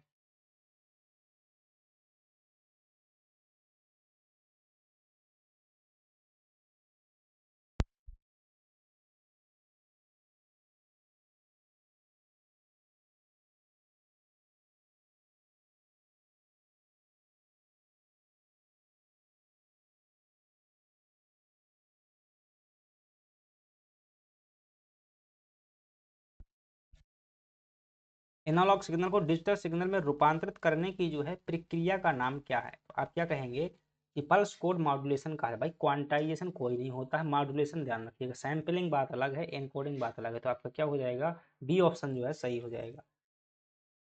मॉड्यूलेशन जो है एनालॉग डेटा को जो है प्रसारित करने की एक डिजिटल योजना है। यह एनालॉग सिग्नल को जो है डिजिटल सिग्नल में क्या कर देती है, परिवर्तित कर देती है। सैंपलिंग क्या होती है, एनालॉग सिग्नल के समय समय पर नमूने लेना क्या कहलाती है, सैंपलिंग कहलाती है। क्वांटाइजेशन क्या कहलाती है, नमूनों को जो है निकटतम डिजिटल स्तर का मान देना जो है क्वांटाइजेशन कहलाता है। और एनकोडिंग क्या होती है, उन मानों को बाइनरी कोड में कन्वर्ट करने की प्रक्रिया एनकोडिंग होती है, डिकोडिंग जिसे कह देते हैं। अगली बात कर लेते हैं, लियो एसाकी द्वारा किस डायोड का जो है आविष्कार किया गया था, तो आप क्या बताएंगे, लियो आसाकी द्वारा जो है आपके टनल डायोड का क्या किया गया था, आविष्कार किया गया था। ठीक है, तो टनल डायोड का जो है यूनिट 9 का प्रश्न है। डायोड जो है कई प्रकार के थे, उसमें जो टनल डायोड था उसका आविष्कार किसने किया था, लियो एसाकी द्वारा किया गया था। टनल डायोड जो है एक प्रकार का पीएन जंक्शन डायोड है। 1957 में लियो एसाकी ने क्या किया था, इसका आविष्कार किया था, इसलिए से एसाकी डायोड के नाम से भी जाना जाता है। इसका इस्तेमाल तेजी से स्विच करने में जो है होता है। मॉड्यूलेशन के जो है कितने प्रकार होते हैं, तो मॉड्यूलेशन के जो है 3 प्रकार होते हैं। ठीक है, इसमें जो है 3 प्रकार देखने को मिल जाएंगे। कौन कौन से, एक हो जाएगा आयाम मॉड्यूलेशन, एक हो जाएगा आवृत्ति मॉड्यूलेशन, एक हो जाएगा कला मॉड्यूलेशन हो जाएगा। चलिएगा 5G मोबाइल तकनीकी से संबंधित कथनों पर विचार कीजिएगा। विश्व में सर्वप्रथम 5G सेवा लॉन्च करने वाला देश दक्षिण कोरिया था। भाई जापान था 5G वाला। भारत में 5G का पहला ट्रायल जो है हैदराबाद में रिलायंस कंपनी द्वारा किया गया था। उपरोक्त में से जो है कौन से कथन क्या है, सत्य हैं, केवल जो है एक सही है, यानी कि क्या पूछ रहा है यहाँ पर, सत्य पूछ रहा है। ये सबसे पहले जो है 5G सेवा लॉन्च करने वाला देश क्या था, जब दक्षिण कोरिया था। ठीक है, क्या था, देश जो है दक्षिण कोरिया था। और 5G में जो है भारत का पहला ट्रैवल जो है हैदराबाद के रिलायंस कंपनी हुआ था। ये क्या है, गलत है। क्यों गलत है? सेवा जो है किसने लॉन्च की थी, दक्षिण कोरिया हो जाएगा। 5G का जो है पहला ट्रायल जो है हैदराबाद में एयरटेल द्वारा लॉन्च किया गया था, ना कि आपका रिलायंस कंपनी द्वारा जो है लॉन्च किया गया था। किसने लॉन्च किया था? एयरटेल ने जो है लॉन्च किया हुआ था। अगली बात कर लेते हैं, भारत का पहला AI आधारित चैटबॉट कौन सा है? भारत का पहला AI आधारित चैटबॉट कौन सा है? देखिएगा, अब कौन सा पहला, भाई हिंदी में बात करें तो ठीक है, लेक्सी हो जाएगा। चलिएगा देखते हैं इसका, लेक्सी हो जाएगा। भारत का पहला जो AI आधारित चैटबॉट लेक्सी है, जिसे हाल ही में 2023 में फिनटेक फार्म वेलोसिटी ने लॉन्च किया है। अच्छा प्रश्न है, ठीक है, ध्यान रख लीजिएगा। LC क्या हो जाएगा, ये पहला जो है AI आधारित चैटबॉट हो जाएगा भारत का। AI में शामिल उप क्षेत्रों में से किस एक का आविष्कार आर्थर सैमुअल ने किया हुआ था? Neural network, machine learning, natural language process या डीप लर्निंग? ठीक है, तो मशीन लर्निंग का आविष्कार किसने किया हुआ था? आप कहेंगे कि मशीन लर्निंग का आविष्कार जो है सैमुअल ने किया हुआ था, आर्थर सैमुअल द्वारा किया गया था। मशीन लर्निंग को जो है आर्थर सैमुअल ने जो है 1959 में परिभाषित किया था। मशीन लर्निंग जो है मशीन या कंप्यूटर की खुद से सीखने की क्षमता होती है, अतः मशीन लर्निंग आर्टिफिशियल इंटेलिजेंस का एक व्यापक उपक्षेत्र है। मशीन लर्निंग को एल्गोरिदम की दो श्रेणियों में विभाजित किया जाता है, सुपरवाइज लर्निंग और अनसुपरवाइज लर्निंग। सुपरवाइज लर्निंग में जहां हम पहले से जो है सही चीजें से डिसाइड कर देते हैं कि ये सही होगा, अनसुपरवाइज में जो है समूहीकरण का कार्य किया जाता है, सही नहीं बताते हैं। जब व्यक्ति जो है बच्चों, किशोरों एवं इंटरनेट या सोशल नेटवर्किंग साइट पर नए आए लोगों को अपने जाल में फंसाते हैं तो उसे क्या कहा जाता है? जब मतलब कोई व्यक्ति क्या करता, अरे भाई साइबर अपराध होगा ना, cyber bullying, cyber grooming, cyber stalking, cyber squatting. ठीक है, तो ये क्या हो जाएगा, साइबर ग्रूमिंग कहलाता है। ठीक है, तो ये सभी के सभी किसके प्रकार है, साइबर अपराध के जो है प्रकार है। साइबर बुलिंग तो भाई ठीक है, स्टॉकिंग क्या होता है, डराना होता है, किसी को क्या करना, धमकी देना कि भाई तेरा ऐसा वैसा कर लूंगा। तो यहाँ पर क्या हो जाएगा, साइबर ग्रूमिंग जो होता है वो क्या होता है, किसी को जो है अपने जाल में फंसाना क्या कहलाता है, इंटरनेट का उपयोग करके जब व्यक्ति बच्चों, किशोरों इंटरनेट या सोशल नेटवर्किंग साइट पर आए नए लोगों को अपने जाल में फंसाते हैं। तो दरअसल ये बात जो है ये ग्रूमिंग है, थोड़ा सा सेक्सुअल कंटेंट के बारे में है कि किशोरों शब्द यहाँ पर प्रयोग किया गया है। वो कई बार जो है क्या होते हैं कि ऐसे बहुत से जो है फ़ोन आते हैं, ठीक है, तो आप लोग समझते होंगे। साइबर ग्रूमिंग क्या होता है, यह एक ऐसा साइबर जो है थ्रेट है जिसका निशाना बच्चों और किशोरों द्वारा जो है इनको बनाया जाता है। यह ऐसी प्रक्रिया है जहां कोई यौन उत्पीड़न अथवा शोषण करने हेतु जो है सोशल मीडिया अथवा मैसेजिंग प्लेटफॉर्म का जो क्या किया जाता है, प्रयोग करता है। इससे निपटने के लिए भारत सरकार ने राष्ट्रीय अपराध पोर्टल जैसी व्यवस्थाएं की हुई है, जो कि 2019 में क्या किया था, गृह मंत्रालय ने जो है लॉन्च किया हुआ था। ठीक है, तो ये जैसे मैं उदाहरण में बता चुका हूँ कि भाई एक घटना थी, ऐसे लोगों को देखा जाता है, एक निश्चित उम्र के लोगों को जो क्या हो सकते हैं, इसे सेक्सुअल कंटेंट से बहुत ज़्यादा जो है इफेक्टिव हो जाते हैं। दुनिया की जो सबसे इफेक्टिव चीज़ों में जो क्या होती हैं, सेक्सुअल बातें होती हैं, सेक्सुअल जो है कंटेंट होता है, जो लोगों को क्या करता है, जितनी जल्दी अट्रैक्ट कर सकता है उतना जो है कुछ और अट्रैक्ट नहीं करता है, भले ही कोई कुछ ही कहे। ठीक है, वैज्ञानिक तरीका प्रूव किया हुआ है। अगली बात करते हैं, स्वयं पहल जो है भारत सरकार के किस मंत्रालय से क्या है संबंधित है? आप कहेंगे रक्षा मंत्रालय से, केंद्रीय सामाजिक न्याय एवं सशक्तिकरण मंत्रालय से, मानव संसाधन विकास मंत्रालय। स्वयं जो है भाई ये एक शिक्षा से संबंधित जो है पोर्टल है, ध्यान रखिएगा, तो मानव संसाधन विकास मंत्रालय आ जाएगा। शिक्षा मंत्रालय का नाम बदल करके क्या कर दिया गया है, मानव संसाधन विकास मंत्रालय।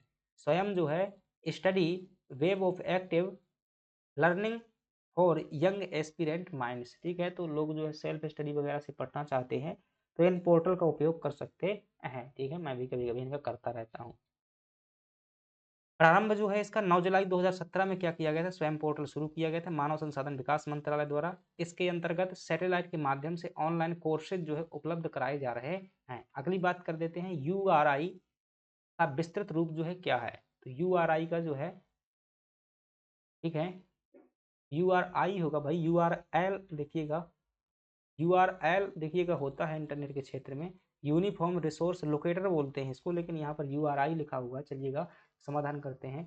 तो URI का मतलब क्या होता है, यूनिफॉर्म रिसोर्स आइडेंटिफायर होता है। क्या होता है, यूनिफॉर्म रिसोर्स, लोकेटर ना होगा, लोकेटर भी जो इसका पूरा नाम होता है लेकिन यहाँ पर एल नहीं है, यूनिफॉर्म रिसोर्स आइडेंटिफायर हो जाएगा। क्या हो जाएगा, आइडेंटिफायर, यानी कि बी ऑप्शन जो है सही हो जाएगा। यूनिफॉर्म रिसोर्स जो है identifier, uniform resource locator URL होता है।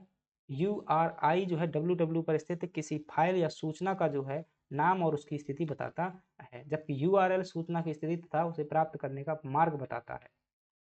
हार्ड डिस्क में डाटा को स्टोर करने और पढ़ने के लिए जो समय लगता है उसमें लेटेंसी टाइम का क्या तात्पर्य होता है। ठीक है, तो लेटेंसी टाइम किसे कहते हैं, तो क्या हो जाएगा, ट्रैक में जो है डाटा के सेक्टर तक पहुंचने में लगा समय क्या कहलाता है, आपका लेटेंसी टाइम कहलाता है। देखिएगा, हार्ड डिस्क में डाटा को स्टोर करने पढ़ने के लिए 3 तरह के समय लगते हैं। ठीक है, इसमें सीक टाइम, डिस्क में डाटा को रीड या राइट करने वाले ट्रैक तक पहुंचने में लगा समय जो है सीक टाइम कहलाता है। लेटेंसी टाइम, ट्रैक में डाटा के सेक्टर तक पहुंचने में लगा समय जो है रोटेशनल लेटेंसी टाइम कहलाता है। और ट्रांसफर रेट जो है सेक्टर से डाटा को लिखने एवं पढ़ने में जो समय लगता है उसे क्या कहते हैं, ट्रांसफर रेट टाइम कहा जाता है। अगली बात कर लेते हैं, मध्य प्रदेश की सर्वाधिक जनसंख्या वाली जनजाति कौन सी है, तो बहुत सिंपल सा प्रश्न है, क्या हो जाएगा आपका, भील जनजाति जो है हो जाएगा। मध्य प्रदेश में सर्वाधिक जनसंख्या भील की है। ठीक है, लगभग इनकी जनसंख्या जो है सैकड़ा, हजार, 10,000, लाख, 10 लाख, 59 लाख के आसपास है भाई साहब। मुख्यतः पश्चिमी मध्य प्रदेश में पाए जाते हैं। दूसरा जो गोंड है, तीसरा जो है कोरकू हो जाएगा, कोल हो जाएगा। पंचायतों में अनुसूचित जनजाति के लिए स्थानों का आरक्षण निम्नलिखित में से किस अनुच्छेद के तहत शामिल किया गया है, तो 243 क्या हो जाएगा, पंचायतों में भाई 243 आरक्षण की बात कर रहा है, पंचायतों में 243 डी है। अब पता नहीं जो है कौन से ऑप्शन में डी है, तो मैं बता देता हूँ, 243 डी जो है आपका क्या होगा, सही होगा, पंचायतों में जनजातियों का आरक्षण। तो घा है, ठीक है, यहाँ धा की जगह पर क्या लिखा हुआ है, घा लिखा हुआ है, तो डी जो है आपका ये सही हो जाएगा। ठीक है, डी में जो हो जाएगा भाई ये हिंदी वाले रहने दीजिएगा, हटाइए। अगला प्रश्न है, बैगा जनजाति में जो है जादू टोना, भूत प्रेत, बाधाओं और झाड़ फूंक करने वाले व्यक्ति कौन होता है भाई। बैगा जनजाति में बड़वा होता है, परियार होता है। ठीक है, गुनिया बोलते हैं उसको, गुनिया। ठीक है, जादू टोना झाड़ फूंक करने वाला तांत्रिक होता है बैगा जनजाति में, उसको क्या बोलते हैं, गुनिया बोलते हैं। बैगा जनजाति में जादू टोना भूत प्रेत बाधाओं काम करता है कौन, गुनिया। गोदन जो है टैटू परंपरा होती है भाई, गुदना गुदाने की परंपरा होती है। और लमसेना विवाह क्या होता है, इसे सेवा विवाह भी कहते हैं, जिसके पास में पैसा नहीं होता दहेज देने के लिए। ठीक है, लड़कियों को नहीं, लड़कों को दहेज देना पड़ता है, किसमें, जनजातियों में। तो पैसा नहीं होता तो फिर क्या करो, जहाँ पर शादी कराना है वहाँ पर जाकर 1 साल पहले, 2 साल पहले से काम कराओ, पैसा पूरा हो जाएगा उसके बाद शादी करा लेना। ये प्रथा क्या कहलाती है, लमसेना विवाह कहलाती है। अगली बात कर लेते हैं, चटकोरा किस जनजाति का नृत्य है, तो यह जो है कोरकू जनजाति का नृत्य होने वाला है। ठीक है, कोरकू का नृत्य हो जाएगा। कोरकू जनजाति कहाँ पर रहती है, मध्य प्रदेश के बैतूल, होशंगाबाद, छिंदवाड़ा और खंडवा जिलों में रहती है, सतपुड़ा पर्वत श्रेणियों के अंतर्गत। प्रस्तुत शैली जो है, इस नृत्य में जो है स्त्री पुरुष दोनों क्या लेते हैं, भाग लेते हैं, कौन से नृत्य में, चटकोरा नृत्य में। नृत्य के दौरान महिलाएं जो है चटकोरा, एक प्रकार का वाद्य यंत्र, लकड़ी का टुकड़ा उपयोग करती हैं, जिससे निकलने वाली आवाज के आधार पर ही इसका नाम जो है चटकोरा नृत्य पड़ा हुआ है। निम्नलिखित में से कौन सुमेलित नहीं है, बालक, भाई साहब, बालक क्रीड़ा परिसर जो है श्योपुर में स्थित है, एथलेटिक्स से। ठीक है, बालक क्रीड़ा परिषद श्योपुर जो है ये एथलेटिक्स से संबंधित है, खेल कूद क्वेश्चन है। बालक क्रीड़ा परिषद खरगोन जो है जिम्नास्टिक से संबंधित है। कन्या क्रीड़ा परिषद जबलपुर जो है ये साइकिलिंग से संबंधित है, ये तो भाई सही है, साइकिलिंग जबलपुर में है, होने वाला है। कन्या क्रीड़ा परिषद झाबुआ जो है बैडमिंटन से संबंधित, चलिएगा एक ही मुझे पता है इनमें से। ठीक है, खरगोन में जिम्नास्टिक, इसमें जो सही जवाब है आपका कन्या क्रीड़ा परिषद झाबुआ में स्थित है बैडमिंटन, ये बात जो है यहाँ पर गलत लिखी हुई है। चलिएगा, बालक क्रीड़ा परिषद जो है श्योपुर में है, श्योपुर एथलेटिक्स में है। बालक क्रीड़ा परिषद खरगोन जो है जिम्नास्टिक के लिए जानी जाती है। और कन्या क्रीड़ा परिषद जबलपुर जो है साइकिलिंग के लिए जानी जाती है। और कन्या क्रीड़ा परिषद जो झाबुआ की है तीरंदाजी के लिए जानी जाती है, ना कि बैडमिंटन के लिए। थोड़ा सा दिमाग लगाते तो बन जाता, भील बन जाती जो तीरंदाज होती है। कर्मा नृत्य मध्य प्रदेश के किस अंचल में किया जाता है, तो भाई साहब कर्मा नृत्य दिए गए ऑप्शन के अनुसार कहाँ हो जाएगा आपका, बघेलखंड में हो जाएगा। चलिएगा, करना नहीं, यहाँ कर्मा होगा। लोक नृत्यों को इसे राजा भी कहते हैं। इसे 2016 में जो है गिनीज बुक वर्ल्ड रिकॉर्ड में शामिल किया गया था। रास, रावला, राच, बधैया नृत्य किस जनजाति से संबंधित है, तो ये क्या बताएंगे, यह जो है बुंदेलखंड क्षेत्र से जो है संबंधित है। रास रावला हो जाएगा, ठीक है। रावला नृत्य खूब होता है शादियों वगैरह में, बहरूपिया बोलते हैं, बहरूपिया रावला होता है, रात के करते हैं। रास नृत्य जो है बुंदेलखंड का नृत्य है, जन्माष्टमी पर किया जाता है। रावला बुंदेलखंड का पुरुष प्रधान नृत्य है। और राई जो है बधाइयाँ, यह बुंदेलखंड का नृत्य है, विवाह के अवसर पर किया जाता है। मध्य प्रदेश संस्कृति विभाग द्वारा नवासी जनजाति विकास खंडों में किसके जीवन पर आधारित प्रेरणा उत्सव का जो है आयोजन किया जाएगा? ठीक है, रानी दुर्गावती के जीवन पर आधारित जो है प्रेरणा उत्सव का आयोजन किया जाएगा। दुर्गावती जो है ऐतिहासिक चरित्र पर आधारित प्रेरणा उत्सव 15 जनवरी 2025 से 3 फरवरी 2025 तक होगा। 79 विकास खंडों में किया जाएगा। प्रत्येक विकास खंड में जो है एक दिवसीय कार्यक्रम जो है आयोजित होगा। आयोजक जो है मध्य प्रदेश संस्कृति विकास एवं जिला प्रशासन जो है क्या होगा, इसका आयोजक होगा। उद्देश्य जनजातीय समुदायों को जो है रानी दुर्गावती के जीवन और बलिदान से प्रेरित करना, सांस्कृतिक धरोहर का प्रचार प्रसार करना। किस पर्व में मधुमक्खियों की पूजा की जाती है? तो यह जो है रसनवा पर्व होता है। क्या होता है? रसनवा पर्व होता है। बैगा जनजाति में प्रचलित होता है, ठीक है, पूजा की जाती है। बैगा जनजाति द्वारा जो है आदि पुरुष नागा बैगा की स्मृति में किया जाता है और इसमें जो है 9वें दिन मधुमक्खियों की पूजा होती है। लास्ट प्रश्न है, हाल ही में मेईटी, ठीक है, मिनिस्ट्री ऑफ इलेक्ट्रॉनिक, ये कम्युनिकेशन है मतलब, किस आईआईटी में जो है परम शक्ति सुपर कंप्यूटर विकसित किया गया है? ठीक है, तो यह जो है किसमें किया गया? आईआईटी मद्रास में जो है ये परम कंप्यूटर मेईटी में जो है आईआईटी परम शक्ति जो है सुपर कंप्यूटर विकसित किया गया। कहाँ पर? आईआईटी मद्रास में बनाया गया है।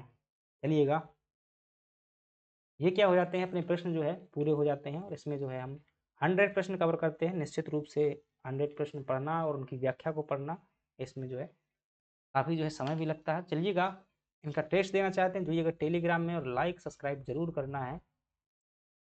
और टेलीग्राम में जुड़ेंगे, वहाँ पर जो है टेस्ट वगैरह होते हैं, पीडीएफ वगैरह होते हैं। Thank you very much.